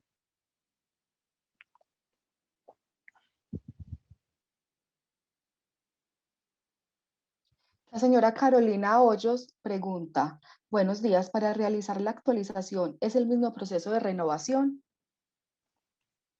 bueno, para realizar la actualización, en la página de la Cámara se selecciona como tal esta opción. Hay que tener en cuenta que la actualización no se puede modificar nada de la información financiera, solo lo que tiene que ver con la parte general de los códigos o la experiencia. Y el soporte por excelencia que se necesita para un trámite de actualización es la certificación de pago de seguridad social y para fiscales. Y esa certificación aplicaría igual que como aplica en la renovación. Es decir, en caso tal de que tengan revisor fiscal, esa certificación la firma el revisor fiscal junto con el representante legal, si no lo hace el contador junto con el representante legal. Y los soportes sí funcionarían igual como funciona en la renovación. Y la plataforma les va a mostrar lo mismo que vimos ahora también. Listo, siguiente, Listo. Paula. J3 Proyecciones pregunta, ¿el código de recuperación es el mismo de año en año, del 2019 no cambia al 2021? No, ese código de recuperación como tal se genera uno nuevo cada vez que iniciamos con un trámite distinto. Entonces, por ejemplo, si ustedes utilizaron un código de recuperación el año anterior para hacer la inscripción o la renovación, ese código ya no está habilitado este año. Y lo que se tendría que hacer es iniciar nuevamente el trámite y el sistema o la página les va a arrojar un nuevo código de recuperación como tal. Ok, el señor César Somora dice, buenos días, ¿se debe renovar primero el registro mercantil para hacer renovación de RUP? Sí sería necesario de tal forma que cuando hagamos el cotejo de la información financiera, la información que se coloca en el registro único de proponentes coincida con la información financiera que se indicó en el registro mercantil. Entonces, en ese orden de ideas, sí sería necesario. Se puede hacer también en el mismo instante, es decir, ustedes pueden ir el día de hoy a radicar la renovación del registro único de proponentes y hoy mismo también hacer la renovación del registro mercantil, de tal forma que cuando nos llegue a estudio el trámite podamos verificar esa información y que esta información coincida. El señor Carlos Mario dice, entiendo que hay una clasificación del tamaño de la empresa por activos. ¿Esto es solo para la Cámara de Comercio? No, la clasificación del tamaño de la empresa que se hacía por activos y por número de empleados ya cambió, que fue con ese decreto que les mostré durante la capacitación, que es el decreto 957 del año 2019. Y ya el tamaño de la empresa siempre se hará conforme a el valor de los ingresos por actividades ordinarias y al sector al que pertenezcan, sea manufactura, comercio o servicios, y en caso tal de que pertenezcan a otro sector, se toma los requisitos del sector manufactura, ¿sí? Pero ya cambió y ya no se hace conforme a los activos. El señor Carlos Mario pregunta si el RUT, cédula, tarjeta profesional del contador, etcétera, ya se habían cargado para la inscripción, ¿se debe volver a cargar para la renovación? Solamente se tendría que cargar para la renovación la certificación de la Junta Central de Contadores. No sería necesario nuevamente cargar la tarjeta profesional siempre y cuando se haya cargado previamente para el mismo proponente del que nos están certificando información este año para la renovación. N. Giraldo pregunta, pero el tamaño de la empresa ya viene actualizado según la renovación de la matrícula mercantil que se hizo previamente. Lo que sucede es que cuando uno hace la renovación del registro mercantil, el sistema no nos va a hacer como tal la clasificación del tamaño de la empresa. Y como siempre se hace conforme al año inmediatamente anterior, que es a 31 de diciembre en este caso del año 2020, entonces sería necesario que ustedes verifiquen esa clasificación y que sí coincida con lo que está establecido actualmente, porque nosotros en la Cámara, de acuerdo a los ingresos que ustedes nos reporten y al sector que nos indiquen que pertenecen, vamos a hacer ese cotejo. Y si se presentan inconsistencias, necesariamente les vamos a pedir que corrijan como tal esa información, tanto en la plataforma como en los documentos soportes. MBH5 dice, pero si la empresa no tiene revisor fiscal, siempre me ha tocado contratar independiente para que me firme. Sí, en personas jurídicas, cuando estas no tienen revisor fiscal, recuerden que en los trámites de renovación, así como en los de inscripción, siempre será necesario que dos contadores intervengan en los trámites, de tal forma que uno prepara los estados financieros y el otro es el que realiza el dictamen como auditor externo. Ese es un requisito necesario y no se excluyen las personas jurídicas que no estén obligadas a tener, a no tener revisor fiscal, perdón, de este requisito. No hay ninguna salvedad al respecto y nosotros se lo pedimos a todas las personas jurídicas. La señora Isabel Ramírez dice, se deben cargar documentos del contador y del revisor fiscal. Sí, señora, se debe encargar de ambos en un mismo documento o en un mismo soporte. Por ejemplo, la Junta Central de Contadores de ambos se carga en un solo archivo PDF, pero siempre será de ambos, no de uno u de otro. María Vega dice, en mi caso, tampoco la empresa cumple con las condiciones para tener revisor fiscal. Sin embargo, siempre se ha tenido que contratar uno para que dictamine los ESF, Los estados financieros, los ¿sí? estados. Lo que les dije ahora. Muchas gracias, Pablo. Andrea Espinosa, ¿cómo se manejan las situaciones de control cuando se trata de persona natural? Cuando son personas naturales, no necesariamente nos tienen que indicar estas situaciones de control. De hecho, la última parte que les mostré de los proponentes de persona natural no nos pregunta propiamente si existen o no estas situaciones. Entonces, no sería necesario para personas naturales. María Vega, si la empresa cuenta con un consorcio, se debería diligenciar la información del bloque 6. No, los consorcios uniones temporales no son lo mismos que las situaciones de control o grupos empresariales como tal. Entonces, en ese orden de ideas, no sería necesario indicar allí esta información. Marta Jurado, no me queda claro cuándo debe colocarse, no aplica en el detalle de las cuentas principales. Ok, entonces retomando un poco, cuando dentro de ese detalle de las principales cuentas aparece un rubro, porque ahí les va a mostrar muchas cuentas que ya vienen definidas previamente para el formato, cuando aparece un rubro que ustedes dentro de los libros de contabilidad no lo contemplan o no lo tienen allí como tal estipulado, entonces en ese orden de ideas, lo que se colocaría enfrente de ese nombre de esa cuenta es que no aplica, ¿sí? Espero hacerme entender con lo que te acabo de decir. Listo.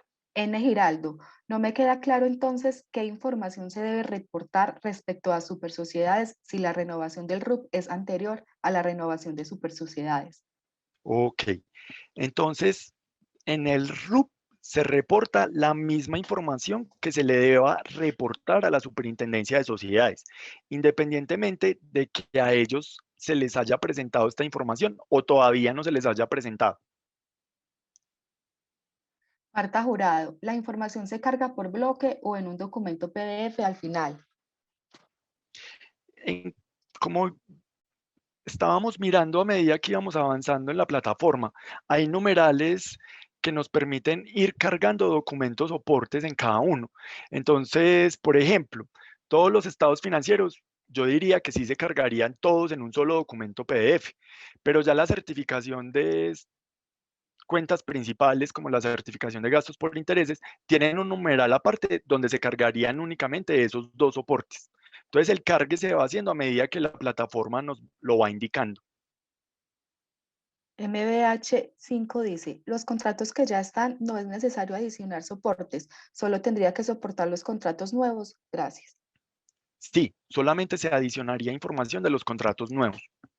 De lo que ya tenemos en cámara, experiencia de años anteriores, no sería necesario acreditar ninguna información, a no ser que ustedes modifiquen algo de la información de esos contratos que vienen de años anteriores. En ese caso, sí sería necesario volver a reportarnos los soportes. Por ejemplo, si le modificamos a un contrato que viene ya desde el año anterior, le vamos a adicionar códigos, necesariamente tenemos que generar la declaración de códigos para lo nuevo que estamos indicando en la renovación de este año.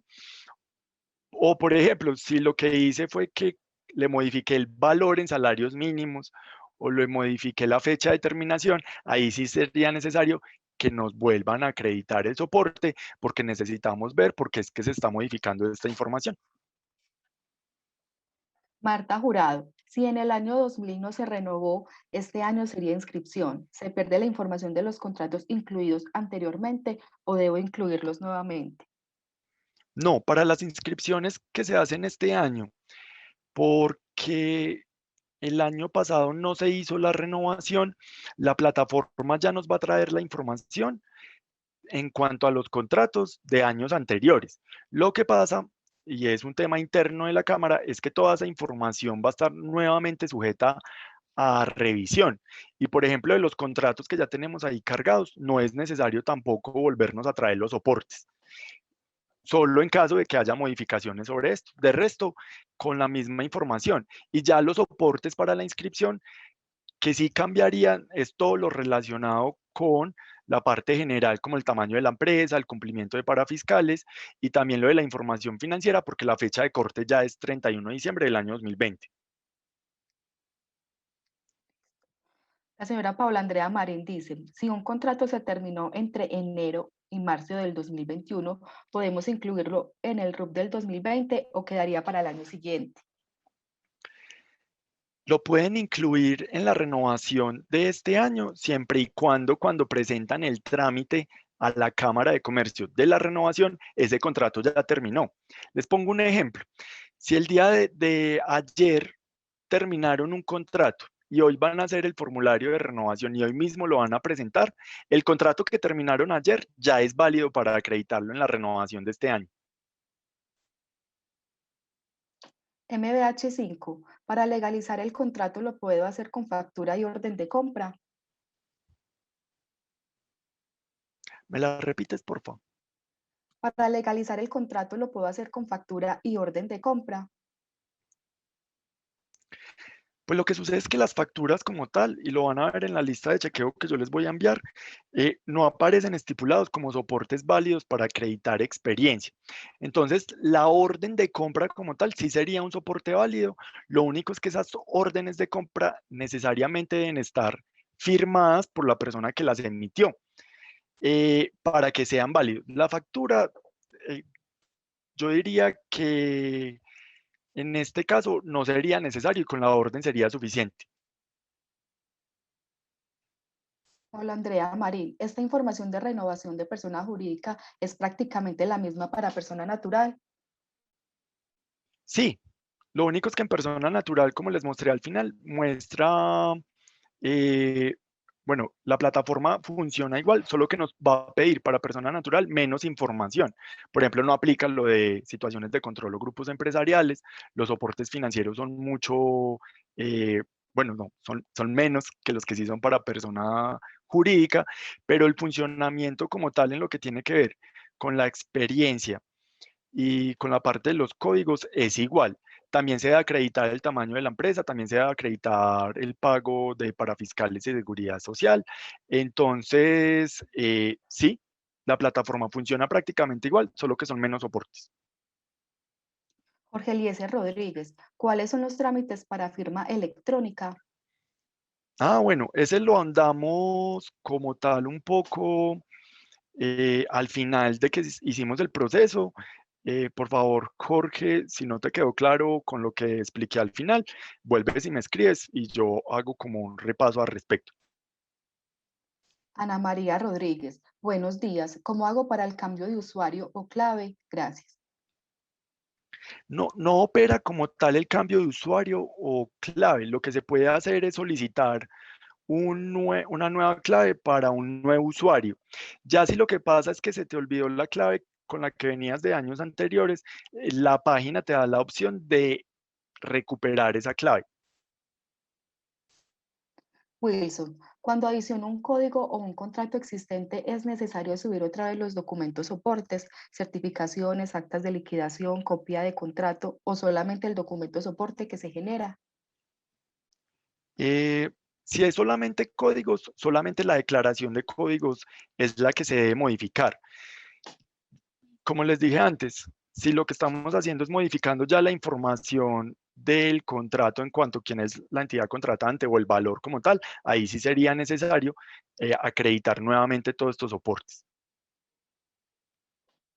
Carlos Mario dice, para el tema de renovación de Cámara de Comercio, ¿habrá una capacitación tan pertinente como esta? Pues nosotros generalmente durante la temporada de renovación, sí subimos a la página una información muy similar a lo que estamos haciendo, subimos el paso a paso de la renovación de registro mercantil. Es probable que se vaya a hacer este año, pero en este momento no tengo conocimiento de que se vaya a hacer una capacitación como la que acabamos de hacer para registro único de proponentes. Claudia María Tavares, buenos días. Para inscripción es el mismo proceso. Además, si ya tengo un usuario con el mismo correo con persona natural, ¿puedo utilizar el mismo correo para persona jurídica o debo crear uno nuevo? Bueno, para inscripción es el mismo proceso que les mostré que es para la renovación. El usuario que tú tienes con el que haces persona natural también lo puedes utilizar para persona jurídica, es decir, uno puede utilizar un mismo usuario para hacer trámites de personas naturales o personas jurídicas. Por ejemplo, yo utilicé mi mismo usuario para hacer diferentes trámites, no hay ninguna restricción al respecto. Lo único es que si voy a hacer el firmado electrónico, ahí sí necesito tener el usuario de representante legal de la persona jurídica. O si es de persona natural, necesito tener un usuario para esa persona natural y poder finalizar con el firmado electrónico y el pago electrónico el trámite. José Fernando, ¿cómo es el procedimiento para contratos de tracto sucesivo? Bueno, los contratos de tracto sucesivo son válidos para acreditar experiencia en el registro único de proponentes. Lo que sucede es que esos contratos como tal será necesario que se emita una certificación de la entidad contratante en la cual nos dé certeza de cuánto se ha ejecutado en valor como tal de ese contrato de tracto sucesivo a la fecha. Eh, con un ejemplo creo que me hago entender mucho más fácil. Por ejemplo, si es un contrato de tracto sucesivo que cada año se renueva, tendría que existir una certificación por parte de la entidad contratante que nos diga a 31 de diciembre del año 2020 qué valor se ha ejecutado y qué porcentaje se ha ejecutado de ese contrato propiamente. Y ya si cumple con todos los elementos que yo les contaba, será válido para acreditar experiencia en el registro único de proponentes. Dani, buenos días. Si un contrato cada año tiene adiciones, ¿cuál sería el soporte válido?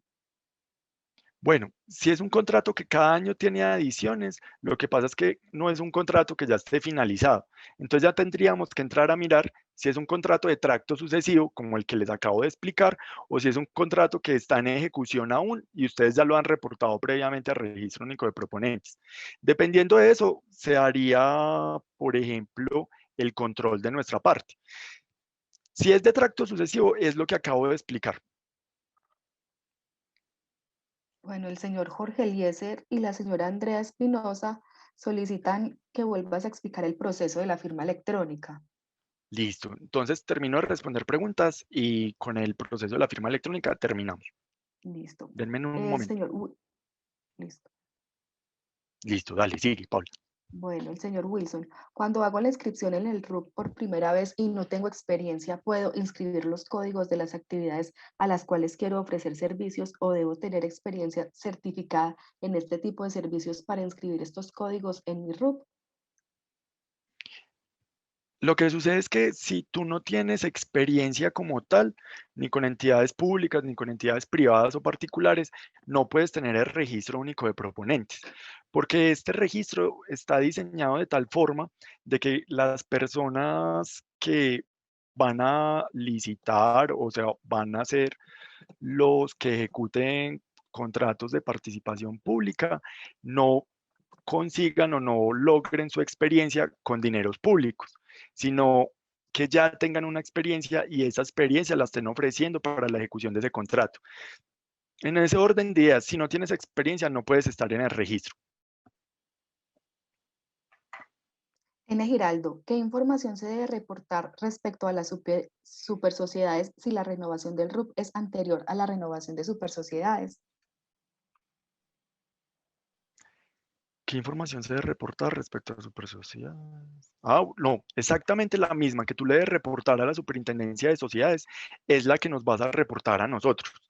El único soporte que se exceptúa de eso que se le reporta a la Superintendencia de Sociedades es el informe de prácticas empresariales, que es el que presentan las sociedades que son vigiladas o controladas por la Superintendencia de Sociedades, porque ese informe se diligencia directamente en la plataforma de la Superintendencia.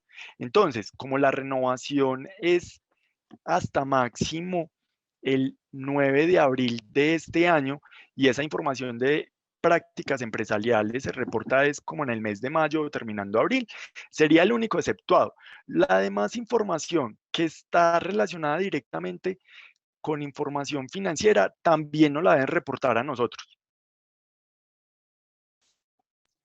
El señor Jorge Silva, ¿el documento de la declaración en el contrato se puede confirmar digital? Sí, el documento como tal, tanto los documentos soportes de cada uno de los contratos como la declaración de códigos que se adiciona a cada uno de esos contratos puede ser con firma escaneada o firma digital. Listo, ya terminamos la ronda de preguntas. Perfecto. Entonces voy a volver a compartir pantalla para mostrarles lo del proceso de firmado electrónico, para darles claridad al respecto y ya con eso terminamos y yo les agradezco mucho su participación. Algo importante a tener en cuenta, recuerden que la renovación del registro mercantil es hasta el 31 de marzo. La que es hasta el 9 de abril es la del registro único de proponentes, para que lo tengan muy presente como tal y si es posible lo vayan adelantando. Se puede hacer por los diferentes canales que nosotros tenemos habilitados en este momento como tal. Eh, tenemos la aplicación, tenemos la app, también tenemos la página que se puede hacer por internet, confirmado electrónico, y en todo caso, estamos atentos a sus dudas y preguntas de tal forma que les podamos ayudar con estos trámites antes de realizar el proceso. Paula les volvió a compartir el formulario para que ustedes ahí nos dejen sus datos y les podamos compartir las listas de chequeo para la renovación de registro único de proponentes, tanto de persona natural como de persona jurídica, y se las vamos a hacer llegar con los datos que les vamos a pedir allí. Bueno, para que por favor la diligencien quienes todavía no lo han hecho.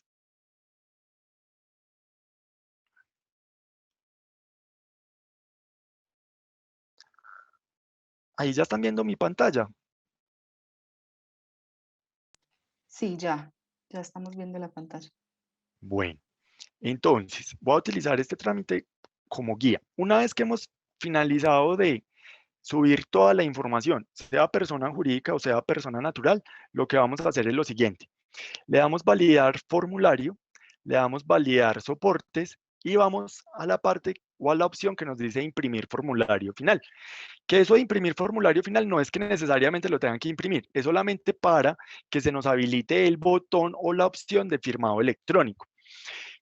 Cuando se nos habilita esa opción, previamente el proponente, cuando es persona natural o el representante legal de la persona jurídica, tiene que haber ingresado a esta parte que dice verificación de identidad, que es la opción que nos va a permitir responder unas preguntas muy puntuales de tal forma que acreditemos ser las personas que decimos ser, ¿sí?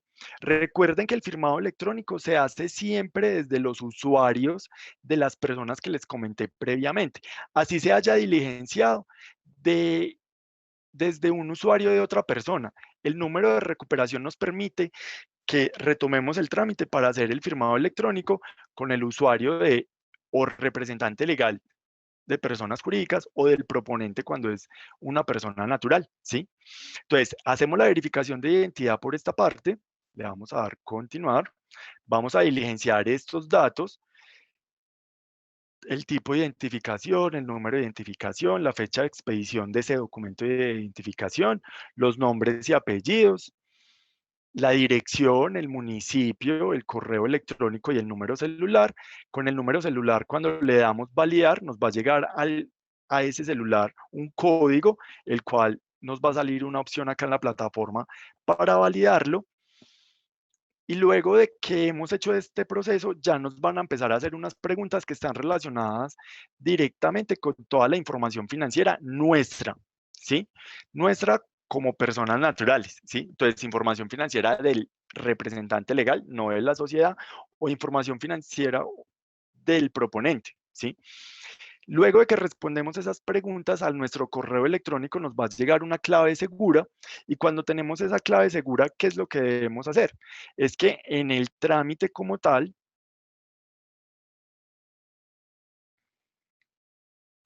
en el trámite, nos va a mostrar toda la información que nosotros estamos subiendo a la plataforma, nos va a preguntar o nos va a decir que confirmemos el correo electrónico y luego nos va a pedir esa clave segura. Esa clave segura tenemos 3 oportunidades para ingresarlas de forma correcta. Si no la ingresamos de forma correcta, la plataforma se nos va a bloquear. Y si esto sucede, pues lo que tenemos que hacer es comunicarnos con la Cámara de Comercio, con el área de sistemas, al teléfono 896-2121, de tal forma que nos puedan colaborar para desbloquear. ¿Sí? Ese sería todo el proceso del firmado electrónico. Y con esto terminamos. Agradecemos a todos por su participación y espero que estén muy bien.